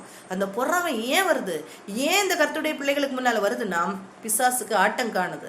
பிசாசால என்ன செய்ய முடியல, நிற்க முடியாதப்போ அது ஏதோ ஒரு வடிவத்தில் என்ன செய்யறாங்கன்னா அது ரியாக்ட் பண்ணுது. நம்ம அதுக்கு ரியாக்ட் பண்ணக்கூடாது. நம்ம என்ன செய்யணும்னா கர்த்தருக்குள்ளால நம்ம என்ன செய்யணும், தேற்றி கொண்டு கர்த்தருடைய காரியத்தை நம்ம செய்கிறதற்கு பழகிக்கொள்ளணும் அப்படிங்கிறது நிச்சயமாக இருக்கிறது. சரியா? இப்படிப்பட்ட காரியம் நம்ம செய்யும் போதுதான் நம்ம என்ன செய்ய முடியும்னா நிலைத்து நிற்க முடியும் அப்படிங்கிறத பார்ப்போம். இந்த 13ஆம் அதிகாரத்திலையும் நான் வந்து அந்த சூழ்நிலையே சொல்றேன். அந்த சூழ்நிலை எப்படி இருக்குன்னா, நிறைய பேர் என்ன செய்யறாங்கன்னா அது இயேசு அந்த ஆதி திருச்சபையில என்ன செய்யறாங்கன்னா இயேசுவை ஏற்றுக்கொண்டவர்கள் எல்லாரும் சேர்ந்து ஊழியம் செய்கிறாங்க. அதுல பவுல், பர்னபா எல்லாரும் சேர்ந்து, நிறைய தீர்க்கதரிசிகள், நிறைய வந்து போதகர்கள் எல்லாருமே சேர்ந்து ஒரு திருச்சபையில இருக்கிறாங்க. அந்த நேரத்துல 2வது வசனம் என்ன சொல்லுதுன்னா, பரிசுத்த ஆவியானவர் என்ன சொல்றாருன்னா, நீங்க பவுலையும் பர்னபாவையும் நான் ஒரு ஊழியத்துக்காக அழைக்கிறேன், அவங்கள பிரித்து விடுங்கன்னு சொல்றாங்க. உடனே என்ன பண்றாங்க, எல்லாரும் அவரை துதித்து ஆராதனை செய்து அவர்கள் மேல கரங்களை வைத்து பவுலையும் பர்னபாவை என்ன செய்யறாங்க, ஆவியானவர் சொல்லுகிற ஊழியத்துக்காக பிரித்து விடுறாங்க. இப்படி அவங்க பிரித்து விட்டு வரும்போது அவங்க ஆவியினால, பரிசுத்த ஆவியினால நிறைந்து எங்க வராங்க, சீப்ரு தீவுக்கு வராங்க. 4வது வசனத்துல சீப்ரு தீவுக்கு வராங்க. 5வது வசனத்துல சொல்லியிருக்கு, சீப்ரு தீவுல இருந்து கிளம்பி அவங்க சாலமி பட்டணத்துக்கு வராங்க. அங்க வரும்போது ஒரு சர்ச்சில் என்ன செய்யறாங்கன்னா கர்த்தரை பத்தி பேசுறாங்க, அங்க ப்ரீச் பண்றாங்க. அங்க பேசும்போதுதான் மார்க்கு கூட வராரு. இந்த மார்க்கு நமக்கு தெரியும், பர்னபாவுக்கு சொந்தக்காரன் மார்க்கு பவுலுக்கு கூட ஊழியத்துக்கு போனாரு. அப்படி அந்த மார்க்கு, யோவான் என்கிற மார்க், அதுல யோவான்னு சொல்லப்பட்டிருக்கிறது யாருன்னா மார்க்குவை குறித்து சொல்லப்பட்டிருக்கும். சரியா? 5வது வசனத்துல இங்க பவுல் கூடால இவரும் பிரயாணப்படுறாரு. யாரு? இந்த மார்க்கும் சேர்ந்து பிரயாணப்படுறாரு. அடுத்தது இந்த பாப்போ பட்டணத்துக்கு வராங்க. இந்த பாப்போ பட்டணத்துல ஒரு சம்பவம் நடக்குது. என்ன சம்பவம் நடக்கு அப்படின்னா, அங்க செர்கியூ பவுல் அப்படின்னு சொல்லிட்டு ஒரு விவேகம் உள்ள ஒரு மனுஷன் இருக்கிறான். நல்ல ஞானம் உள்ள ஒரு மனுஷன், அதான் ஒரு நல்ல சாதுரியமான ஒரு மனுஷன் இருக்கிறான். அவர் வந்து ஒரு அதிகாரியா இருக்கிறாரு. இந்த அதிகாரிக்கு பர்ரேசு அப்படின்னு சொல்லிட்டு ஒரு மாய வித்தக்காரன், அவன் ஒரு கள்ள தீர்க்கதரிசி, அவன் என்ன செய்யறான், இருந்துட்டு இருக்கான். அவன் ஒரு யூதன். சரியா? இந்த பர்ரேசுங்கிறது ஒரு யூதன். இவன் என்ன செய்யறான்னா, அந்த அதிபதி பர்னபாவையும் சவுலையும் அழைப்பித்து அவர்களிடத்தில் தேவவசனத்தை கேட்கணும்னு ஆசையா இருக்கிறாரு. இந்த விவேகம் உள்ள இந்த அதிகாரி என்ன செய்யறாரு, பவுல்டேந்து பர்னபாவையும் கூப்பிட்டு சம் காரியங்களை நம்ம கேட்டு இவங்க என்ன சொல்றாங்கிறத கேட்டு இவர் புரிந்து கொள்ளுகிற ஒரு மனப்பக்குவம் அவருக்கு இருக்கு. அப்படி இருக்கும்போது இந்த மாயவித்தைக்காரன் என்னும் அர்த்தம் கொள்ளும் பேரையுடைய அந்த எலீமா என்ன செய்யறானா, அதிபதியை விசுவாசத்திலிருந்து திருப்பும்படி வகை தேடி அவர்களோடு எதிர்த்து நிற்கிறான். இப்ப இவன் என்ன செய்யறானா, எதிர்த்து நிற்கிறான். இவர் கேட்க கூடாதபடிக்குள்ள காரியங்களை என்ன செய்யறான், சொல்றான். இப்ப பவுல் என்ன செய்யறான்னா, பரிசுத்த ஆவியால நிறைந்து அவனை உற்று பார்த்து சொல்றான், எல்லா கபடும் எல்லா பொல்லாப்பும் நிறைந்தவனே, பிசாசின் மகனே, நீதிக்கெல்லாம் பகைஞனே, கர்த்தருடைய செம்மையான வழிகளை புரட்டுவதில் ஓயமாட்டாயோ? கள்ள தீர்க்கதரிசி, ஒரு யூதன், ஆனா கள்ள தீர்க்கதரிசியா இருக்கிறான். ஓயமாட்டாயோ? இதோ இப்பொழுதே கர்த்தருடைய கை உண்மையில் வந்திருக்கிறது, சில காலம் சூரியனை காணாமல் நீ குருடா இருப்பாய் என்றான். உடனே முன்னே மந்தகாரம் இருளும் அவன் மேல் விழுந்தது, அவன் தடுமாறி கையிலாக கொடுக்கிறவர்களை தேடினான். அப்பொழுது பவுல் அதிபதி சம்பவித்ததை கண்டு கர்த்தருடைய உபதேசத்தை குறித்து அதிசயப்பட்டு விசுவாசித்தான். அந்த செர்கியூ பவுல் என்ன செய்யறாரு, ஏற்றுக்கொள்ளுகிறாரு, இயேசுவை ஏற்றுக்கொள்ளுகிறாரு அப்படிங்கிறத பார்க்கிறோம். இதுக்கப்புறம் நீங்க பாத்தீங்கன்னா, இவர் பாப்போ பட்டணத்துல இருந்து எங்க போறாரு, பெர்கேக்கு போறாரு. அங்க பெர்கே பட்டணத்துக்கு போகும்போது இந்த மார்க் என்ன செய்யறாருன்னா, பவுலை விட்டு பிரிந்து எருசலேமுக்கு போயிடுறாரு. இதனாலதான் நம்ம பின்னால ஒரு இடத்துல படிப்போம், இந்த பவுலுக்கு மார்க்குவை குறித்து ஒரு கோபம் வரும். பர்னபா சொல்லுவார், மார்க்குவை நம்ம ஊழியத்துக்கு கூட்டிட்டு போவோம் அப்படின்னு சொல்லும் போது பவுல் சொல்லுவார், இல்ல அவன் நம்மளை விட்டுச்சு என்ன செய்துட்டான், எருசலேமுக்கு திரும்பி போயிட்டான், இவனை கூட்டிகிட்டே போகக்கூடாது அப்படின்னு சொல்லிட்டு அவங்களுக்குள்ளால வாக்குவாதம் வந்து பவுலும் பர்னபாவும் பிரிகிற ஒரு சூழ்நிலை வரும். அதை வந்து அப்போஸ்தலர் 15ஆம் அதிகாரத்துல நம்ம பார்த்தோம்னா தெரியும். அந்த இடத்துல இப்படிப்பட்ட காரியங்கள் வரும். இந்த இடத்துல மார்க் என்ன செய்யறாரு, யோவான் ஆகிய மார்க்கு பவுலை பர்னபாவை விட்டு பிரிந்து திரும்பி போயிடுறாரு எருசலேமுக்கு. சரியா? இந்த பெர்கேல இருந்து இவங்க பிசிதியா பட்டணத்துக்கு வந்து அந்தியோகியா பட்டணத்துக்கு வர்றாங்க. இந்த அந்தியோகியால ஒரு ஜெபாலயம் இருக்கு. இந்த ஜெபாலயத்துல இவங்க வந்து உட்கார்ந்துருப்பாங்க. அங்க உட்கார்ந்துருக்காங்க. இங்க உட்கார்ந்துருக்கும் போது இங்க என்ன நடக்குதுன்னா, வழக்கம் போல நடக்கிற ஒரு ஆராதனை நடக்குது. இந்த ஆராதனை என்ன ஆராதனை அப்படின்னா, இதுல அந்த ஜெபாலயத்துல நியாயப்பிரமாணம் வாசிப்பாங்க. பழைய ஏற்பாட்டு புஸ்தகங்கள் எல்லாம் அங்க இருக்கு. அந்த பழைய ஏற்பாட்டு புஸ்தகங்கள் இருக்கு. நம்ம இயேசு கூட சொல்லியிருக்கோம், இயேசு வந்து ஏசாயா புஸ்தகத்தை அவருடைய வழக்கத்தின்படி எடுத்து வாசித்தார் அப்படின்னு சொல்லிட்டு ஜெபாலயத்துல இருக்கும்போது அவர் வாசித்தார் அப்படின்னு சொல்லப்பட்டிருக்கும். இதே மாதிரி தான் பழக்கத்தின்படி இவங்க என்ன செய்யறாங்கன்னா வாசிக்கிறாங்க. இப்போ வாசிக்கிறாங்க, நியாயப்பிரமாண புஸ்தகத்தை வாசிச்சாச்சு, தீர்க்கதரிசனம் வாசித்து முடிஞ்ச உடனே சொல்றாங்க, சகோதரரே, நீங்கள் ஜனங்களுக்கு புத்தி சொல்ல விரும்பினால் சொல்லுங்கள் என்று சொல்லும்படி ஜெபாலய தலைவனுக்கு என்ன செய்யறாங்க, ஒரு காரியத்தை சொல்லி அனுப்புறாங்க. யார்கிட்ட? பவுல்கிட்ட சொல்லி அனுப்புறாங்க. இப்ப பவுல் எழும்பி இருந்து கையமர்த்தி என்ன சொல்றாரு, எல்லாருக்கும் சொல்றாரு. எல்லாருக்கும் என்ன சொல்றாருன்னா இந்த காரியங்களை எல்லாம் சொல்றாரு. இந்த காரியங்களை சொல்லும் போது எங்கேருந்து உள்ள காரியத்தை சொல்றாருன்னா, எகிப்திலிருந்து எப்படி இஸ்ரவேல் ஜனங்கள் வழிநடத்தப்பட்டு வந்தாங்க, அதுல இருந்து தொடங்கி தாவீதின் வழியா கிறிஸ்து எப்படி வெளிப்பட்டார் அப்படிங்கிறது வரைக்கும் அவர் என்ன செய்யறாருன்னா சொல்லுறாரு. நீங்க இப்ப எல்லாத்தையும் வாசிக்கிறதுக்கு நமக்கு நேரம் இல்லை. அந்த ஹிஸ்டரி அப்படியே சொல்லியிருக்கோம். பழைய ஏற்பாட்டில் உள்ள ஹிஸ்டரி அப்படியே சொல்லியிருப்பாங்க. எகிப்திலிருந்து எப்படி இஸ்ரவேல் ஜனங்கள் விடுதலையாக்கப்பட்டு வந்தார்கள் அப்படின்னு சொல்லிட்டு தாவீது அதுல மென்ஷன் பண்ணியிருக்கோம். அதுல இருந்து அப்படியே வந்து இயேசு வரைக்கும் சொல்லப்பட்டிருக்கோம். சரியா? இந்த இடத்துல நீங்க கவனிச்சீங்கன்னா சொல்லியிருக்கோம், 32ஆம் வசனத்துல சங்கீதத்துல இதை மாதிரி சொல்லியிருக்கே அப்படின்னு சொல்லியிருக்கோம். 35ஆம் வசனத்துலயும் சொல்லியிருக்கோம், சங்கீதத்துல இதை மாதிரி சொல்லியிருக்கே அப்படின்னு சொல்லியிருக்கோம். அதே மாதிரி இன்னொரு வசனம் 41ஆம் வசனத்தை எடுத்துக்கொள்ளுங்க. அந்த வசனத்திலையும் சொல்லியிருக்கோம், பழைய ஏற்பாட்டுல இந்த ஒரு காரியம் சொல்லப்பட்டிருக்கிறதே, மீன்ஸ் தீர்க்கதரிசிகள் ஆகமத்துல இது சொல்லப்பட்டிருக்கே அப்படின்னு சொல்லியிருக்கோம். இப்படி ஏன் வந்து இந்த பவுல் இந்த பழைய ஏற்பாட்டு காலத்தை சொல்லி சொல்லி சொல்லி சொல்லி கோட் பண்ணி, நீங்க இந்த அப்போஸ்தலர் நீங்க வாசிச்சீங்கன்னா நிறைய இடத்துல பழைய ஏற்பாட்டு காலத்துல இப்படி சொல்லியிருக்கேன்னு சொல்லி சொல்லுவாரு. ஏன் தெரியுமா பவுல் இதை சொல்றாரு? இப்படி சொன்னாதான் யூதர்களுக்கு புரியும். ஏன்னா பழைய ஏற்பாட்டு காலத்துல உள்ள காரியங்கள், நியாயப்பிரமாணம் எல்லாம் இந்த யூதர்களுக்கு நல்லா தெரியும், இந்த பரிசேயர்களுக்கு நல்லா தெரியும். அந்த நியாயப்பிரமாண புஸ்தகத்தை எல்லாம் நல்லா படிச்சவங்க, வேதபாரர்கள் படிச்சவங்க. இதெல்லாம் படித்திருந்தும் இயேசுவை யாருன்னு அவங்களுக்கு தெரியல, இயேசு யாருன்னு தெரியல. அதனால்தான் இவர் எப்பவுமே கோட் பண்ணுவார், பவுல் எப்பவுமே கோட் பண்ணுவார், பழைய ஏற்பாட்டுல எப்படி சொல்லியிருக்கு இல்லையா, தீர்க்க தரிசனம் ஆகத்துல சொல்லியிருக்கலாம், அதான் இது அப்படின்னு சொல்லி கொடுப்பாரு. அப்படி சொல்லி கொடுக்கும் போதாவது அவங்க புரியட்டும் அப்படின்னு நினைப்பாரு. ஆனா புரிஞ்சுதான்னு கேட்டா எத்தனை பேருக்கு புரிஞ்சுது அப்படிங்கிறது தெரியாது. அவ பழைய ஏற்பாட்டு காலத்துல உள்ள காரியங்களை எல்லாம் சொல்லி சொல்லி சொல்லி சொல்லி இவர் கொடுத்து என்ன செய்யறாருன்னா இவங்க விவரித்து சொல்றாங்க. சொல்லிட்டு கடைசியில சொல்றாரு, அசட்டைக்காரரே பாருங்கள், பிரமித்து எழுந்து போங்கள், உங்கள் நாட்களில் ஒரு கிரியையை நாம் நடப்பிப்பேன், ஒருவன் அதை உங்களுக்கு விவரித்து சொன்னாலும் நீங்கள் விசுவாசிக்க மாட்டீர்கள் என்று சொல்லி இருக்கிறபடி உங்களுக்கு நேரிடாதபடிக்கு எச்சரிக்கையா இருங்கள் அப்படின்னு சொல்றாரு. ஒருவன் வந்து அறிவிப்பான், எல்லா காரியத்தையும் சொல்லுவான், விவரித்து சொன்னா கூட நீங்க என்ன செய்ய மாட்டீங்க, விசுவாசிக்க மாட்டீர்கள். இந்த வசனம் எங்க இருக்குன்னா ஆபகு 1ஆம் அதிகாரம் 5ஆம் வசனத்துல இருக்கு. சரியா? பழைய ஏற்பாட்டுல இருக்கு.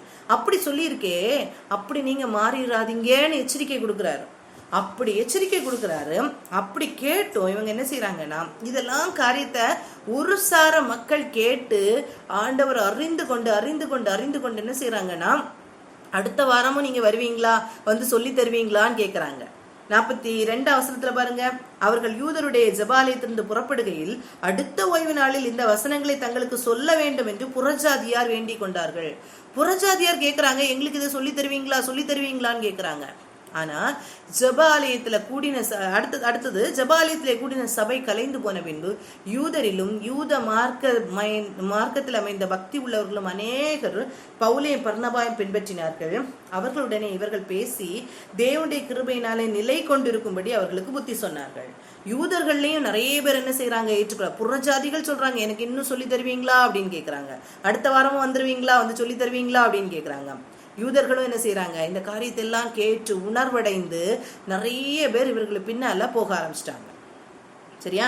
அடுத்த வசனம் சொல்லியிருக்கு, 44ஆம் வசனம், அடுத்த ஓய்வு நாளிலே கொஞ்சம் குறைய பட்டணத்தார் அனைவரும் தேவ வசனத்தை கேட்கும்படி கூடி வந்தார்கள். பட்டணத்துல இருக்கிற கொஞ்சம் பேரை தவிர எல்லாரும் கர்த்தருடைய வார்த்தையை கேட்க வந்துட்டாங்களாம். இந்த வசனத்தை கேட்கணும், வசனத்தை கேட்கணும். வசனம் முக்கியம். அந்த வசனம் நமக்குள்ளால உள்ள போச்சுதுன்னா இன்னும் கேட்கணும்ன்ற வாஞ்ச வரும். அந்த வசனம் உள்ள போகலைன்னா ஐயோ இது என்னது சொல்லிட்டு இருக்காங்க அப்படின்னு தான் தோணும். அந்த வசனம் நமக்குள்ளால போக போகதான் நமக்கு இன்னும் அறியணும். கர்த்தரை அறிந்து கொள்வதுதான் நித்திய ஜீவன். ஒன்றான மெய்தேவனாகிய உம்மையும் நீர் அனுப்பினவராகிய குமாரனாகிய இயேசு கிறிஸ்துவையும் அறிவதே நித்திய ஜீவன். வசனத்தை அறிந்து கொள்வதே நித்திய ஜீவன். அப்படிதான் யோவான் 17:3 சொல்லப்பட்டிருக்கிறது. நான் அறிய இவங்களுக்கு இன்னும் அறியணும், இன்னும் நான் ஒப்பு கொடுக்கணும், இன்னும் இருக்கணும் அப்படின்னு சொல்லிட்டு யூதர்களும் கேட்கிறாங்க, புறஜாதிகளும் கேட்கிறாங்க. இதை பார்த்த உடனேயே என்ன செய்யறாங்கன்னா இவங்களுக்கு பொறாமை வருது. யூதர்கள் ஜனக்கூட்டங்களை கண்டபோது பொறாமையினால் நிறைந்து பவுலினால் சொல்லப்பட்டவைகளுக்கு எதிரடையாய் பேசி விரோதித்து தூஷித்தார்கள். இவங்களுக்கு பொறாமை எங்கேருந்து வருது? இவங்க கர்த்தருடைய வார்த்தையை தெளிவா சொல்லி கொடுக்கும் போது இப்படிலாம் அவங்க கோபமா தான் அவங்க சொல்றாங்க, இப்படி அசட்டைக்காரரா நீங்க இருக்காதீங்க, கர்த்தருடைய வார்த்தை உங்களுக்கு சொல்லப்பட்டதை கேட்டு அசட்டை பண்ணுவீங்கன்னு தீர்க்க தரிசன புஸ்தகத்துல இருக்கிற மாதிரி நீங்க என்ன செய்தாங்க, இந்த தப்ப செய்திராதீங்கன்னு அவர் தைரியமா சொல்றாங்க. அவங்க பிளீசிங்கா பேசல, எல்லாரும் எனக்கு பின்னால வரணும்னு சொல்லிட்டு அவங்களுக்கு என்ன செய்யல, எச்சரிக்கை கொடுக்காம எல்லாம் பேசல, எல்லா காரியத்தையும் சொல்லிதான் பேசுறாங்க.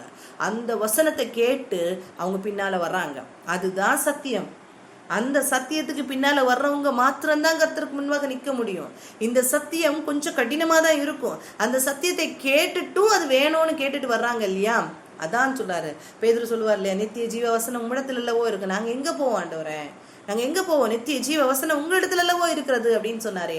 அதே மாதிரி வசனத்துக்கு நம்ம அந்த வசனத்துக்கு நடுங்கி வசனத்தை கேட்டு ஆர்வத்தோடு வாஞ்சியோடு அதை கேட்டு நம்ம இருக்கும்போதுதான் நாம் நித்திய ஜீவனுக்கு ஏதுவான பிள்ளைகளாக நம்ம மாற முடியும் அப்படிங்கிறது நிச்சயம். இதை கேட்ட உடனே பொறாமப்பட்ட உடனேயே இவர் என்ன சொல்றாரு, திருப்பி இவங்களுக்குள்ளால ஒரு தைரியம் வருது. ஒரு தைரியம் என்ன சொல்றாங்க, அப்பொழுது பவுலும் பர்னபாவும் தைரியம் கொண்டு என்ன சொல்றாங்க, 46ஆம் வசனம், அவர்களை நோக்கி முதலாவது உங்களுக்குள்ளே தேவ வசனத்தை சொல்ல வேண்டியதா இருந்தது, நீங்களோ அதை தள்ளி உங்களை நித்திய ஜீவனுக்கு அபாத்திரராக தீர்த்து கொள்ளுகிறபடியினால் இதோ நாங்கள் புறஜாதிகளிடத்தில் போகிறோம். இதுதான் அந்த வசனத்தை சொல்றாரு. 41ஆம் வசனத்துல சொல்லப்பட்டிருக்கல, அசட்டைக்காரரே பாருங்கள், பிரமித்து அழிந்து போங்கள், உங்கள் நாட்களில் ஒரு கிரியை நான் நடப்பிப்பேன், ஒருவன் அதை உங்களுக்கு விவரித்து சொன்னா கூட நீங்க என்ன செய்ய மாட்டீங்க, கேட்க மாட்டீங்கன்னு சொன்னீங்களா, அதுதான் இதுன்னு சொல்றாரு.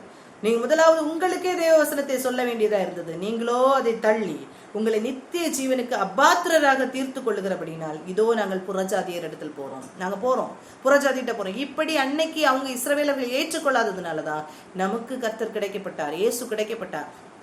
அந்த இயேசுவை பெற்றுக்கொண்டிருக்கிற நாம் நம்ம கர்த்தருக்காக நிற்போம். அவர் இன்னும் சொல்றாரு பாருங்க, ஏசாயா 49ஆம் அதிகாரம் 6ஆம் வசனத்தின்படி 47ஆம் வசனத்துல சொல்லி, நீர் பூமியின் கடைசி பரியந்தம் ரட்சிப்பா இருக்கும்படிக்கு உம்மை ஜாதிகளுக்கு ஒளியாக வைத்தேன் என்கிற வேத வாக்கியத்தின்படி கர்த்தர் எங்களுக்கு கட்டளையிட்டு இருக்கிறபடினால் இப்படி செய்கிறோம் என்றார்கள். இவங்க சொல்றாங்க, கர்த்தர் எங்களுக்கு கட்டளையிட்டு இருக்கிறாரு, இதெல்லா காரியத்தை நாங்க செய்யணும் அப்படின்னு சொல்லி ஏசாயா 49:6 சொல்லி இருக்கிறபடி, அதுவும் சொல்றாரு பழைய ஏற்பாட்டுல சொல்லி இருக்கிறபடி அவருக்கு எல்லா இடத்துலயும் பிரசங்கிக்கப்பட வேண்டும். அந்த தைரியத்துல தான் நாங்க பேசிட்டு இருக்கோம் அப்படின்னு சொல்லிட்டு அவங்க சொல்றாங்க. சொல்லும் போது பாருங்க, புறஜாதியார் அதை கேட்டு சந்தோஷப்பட்டு கர்த்தருடைய வசனத்தை மகிமைப்படுத்தினார்கள். நித்திய ஜீவனுக்கு நியமிக்கப்பட்டவர்கள் எவர்களோ அவர்கள் விசுவாசித்தார்கள். நித்திய ஜீவனுக்கு நியமிக்கப்பட்டவர்கள் அந்த வசனத்தை விசுவாசிப்பாங்க, அவங்களால ஏற்றுக்கொள்ள முடியும், அவங்க தான் ஏற்றுக்கொள்ளுவாங்க. அப்போ நம்ம கேட்கணும், ஆண்டவரே நித்திய ஜீவனுக்கு எங்களை என்ன செய்யுங்க, பங்குள்ளவர்களாக மாற்றுங்க ஆண்டவரே, அதை நான் ஏற்றுக்கொள்கிறதுக்குள்ள இருதயத்தை தாங்க ஆண்டவரே நம்ம கேட்கணும். அந்த இருதயத்தை பெற்றுக்கொள்கிறவர்கள் எல்லாரும் விசுவாசிச்சாங்க, மற்றவர்கள் அசட்டை பண்ணினாங்க. கர்த்தருடைய வசனம் தேசம் எங்கும் என்ன செய்தான், பிரசித்தமாயிட்டு. கர்த்தருடைய வசனம் தேசம் எங்கும் பிரசித்தமாயிட்டு. யூதர்கள் பக்தியும் கனமும் உள்ள ஸ்திரீகளையும் பட்டணத்து முதலாளிகளையும் எடுத்துவிட்டு பவுலையும் பர்னபாவையும் துன்பப்படுத்தும்படி செய்து தங்கள் எல்லைகளுக்கு புறம்பாக அவர்களை துரத்தி விட்டார்கள். இவ்வளவு நடக்குது, இவ்வளவு சொல்றாரு. வசனத்தின்படி தீர்க்க தரிசன ஆகமத்துல சொல்லி இருக்கிறபடி நான் உங்களுக்கு எக்ஸ்பிளைன் பண்ணி தரேன், இவர் தான் இயேசு, இவரை நாங்க ஏற்றுக்கொள்ளுங்க நான் எக்ஸ்பிளைன் பண்ணி தந்த பிறகு கூட நீங்க ஏற்றுக்கொள்ள மாட்டீங்கன்னு தீர்க்க தரிசன புஸ்தகத்துல இருக்குது இல்லையா, அதுக்கு நீங்களும் காரணமாயிட்டீங்க அப்படின்னு சொல்றாங்க. நீங்களும் அதுக்கு உடன்பட்டுட்டீங்க அப்படின்னு சொன்ன பிறகு கூட அவங்கள அதை ஏற்றுக்கொள்ள மனசே இல்லை. அப்படி இருக்கிற நேரத்துல என்ன ஆகுதுன்னு பாருங்க, இவர்கள் தங்கள் கால்களில் படிந்த தூசியை அவர்களுக்கு எதிராக உதறி போட்டுவிட்டு இக்கோனியா பட்டணத்திற்கு போனார்கள். ஆனா நிறைய சீஷர்கள் ஏற்றுக்கொண்டாங்க, அவங்க பரிசுத்தாவினால் நிரப்பப்பட்டாங்க, சந்தோஷப்பட்டார்கள். ஆனா இந்த ஜனங்களுக்கு விரோதமாக அவருடைய காலில் இருக்கிற தூசிகளை உதறி போட்டு விட்டு போனாங்க. இதே சம்பவம் நம்ம மத்தேயுல படிச்சோம், லூக்கால படிச்சோம். மத்தேயு 10:14 சொல்லியிருக்கோம், யாராவது சுவிசேஷத்தை ஏற்றுக்கொள்ளலன்னா நீங்க போங்க, ஒரு வீட்டுக்கு போங்க, கர்த்தருடைய சுவிசேஷத்தை சொல்லுங்க, கர்த்தருடைய சமாதானத்தை சொல்லுங்க. ஆனா ஏற்றுக்கொள்ளலன்னா உங்கள் காலில் இருக்கிற தூசியை உதறி போட்டுட்டு நீங்க போயிட்டே இருங்க, உதறி போட்டுட்டு போயிட்டே இருங்க. அவங்களுக்கு கடைசி நாள்ல நடக்கிற காரியம் சோதோம் கொமோரா பட்டணத்துக்கு நடக்கிறத விட அது பயங்கரமா இருக்கும் அப்படின்னு சொல்லப்பட்டிருக்கு. சொல்றவங்க சொல்லட்டும், கேட்கறவங்க கேட்கட்டும். ஆனா கேட்கணும், கேட்டா தப்பிச்சு கொள்ளுவாங்க. கேட்காதபடிக்கு அசட்டை பண்ணுகிறவர்கள் அழிக்கப்பட்டு போவார்கள், அழிக்கப்பட்டு போவார்கள். கேட்கறது பட்டு நம்ம தப்பிச்சு போனோம்னா, அதை விட்டுட்டு நம்ம போனோம்னா கண்டிப்பா நாமும் ஒரு நாள் அழிக்கப்பட்டு போவோம். நம்மளும் யோசிச்சு பார்ப்போம். நாம் ஒரு சைடில் யோசிச்சு பார்க்கணும், நம் கர்த்தருடைய பிள்ளைகளாக அந்த சத்தத்தை கேட்டு அவருக்கு நடுங்கி அவருக்காக வாழணும் அப்படிங்கிற அந்த வாஞ்சையோடு இருக்கிறோமா? அடுத்த லெவல் என்ன தெரியுமா, நாம் கர்த்தருடைய பிள்ளைகளாக நம்ம இன்னைக்கு நிற்கிறோம்னா நம்ம இவ்வளவு தைரியம் கொண்டு நம்ம என்ன செய்யணும், கர்த்தருடைய வார்த்தையை சொல்லணும். எத்தனை பொறாமைகள் நமக்கு எதிராக வந்தாலும், எத்தனை காரியங்கள் சத்துரு நமக்கு முன்னால கொண்டு வந்தாலும் நம்ம என்ன செய்யணும்னா நம்ம எதிராக நிற்கணும், நம்ம போராடணும். அப்படி போராடி ஜெயித்து கர்த்தருக்குள்ளால நம்ம பலன் கொண்டு தைரியம் கொண்டு நம்ம போகும்போது தான் நம்ம என்ன செய்ய முடியும்னா கர்த்தருக்கு முன்பாக நாம் என்ன செய்யணும், நிற்க முடியும். அப்படி நிற்கும் போது தான் நம்ம கர்த்தருக்கு பிரியமான பிள்ளைகளாக நம்ம வாழ முடியும். அப்பதான் நம்ம என்ன செய்ய முடியும்னா தேவனுடைய ராஜ்யத்தை நாம் கட்ட முடியும். நமக்கு விரோதமாக கண்டிப்பா பொறாமைகள் வரணும், ஃபேஸ் பண்ணணும். பொறாமைகள் எழும்பணும், நாம் ஃபேஸ் பண்ணணும். அப்படி ஃபேஸ் பண்ண பழகி கொண்டால் மாத்திரம்தான் இந்த கடைசி நாட்களை நாம் நிற்க முடியும். நம்மை குறித்த சாட்சி இன்னைக்கு உண்டா? நம்ம இன்னைக்கு கேட்போம், நம்ம ரெஸ்பான்ஸ் என்ன? இந்த கடைசி நாட்கள் நம்மை குறித்த சாட்சி உண்டா? நாம் கர்த்தரோடு ஐக்கியமா இருக்கிறோமா? நமக்குள்ளான இந்த மனிதன், நம்ம உள்ளான மனிதன் நாளுக்கு நாள் பலப்படணும்னு பாடணுமே, இந்த பலப்படுதல் நமக்குள்ளார இருக்குதா? இந்த பலப்படுதல் நமக்குள்ளால இருந்ததுன்னா நாமும் வைராக்கியமா கர்த்தருக்காக நிற்க முடியும், நாமும் வைராக்கியமா கர்த்தருக்காக நிற்க முடியும். அப்படி நிற்கும் போதுதான் நாமும் ஒரு சமுதாயத்தை கட்டி எழுப்ப முடியும். அல்ல முடியாது. இந்த கடைசி நாட்கள் கண்டிப்பா நெருக்கங்கள் இருக்கதான் செய்யும், கண்டிப்பா உபத்திரவங்கள் இருக்கதான் செய்யும்.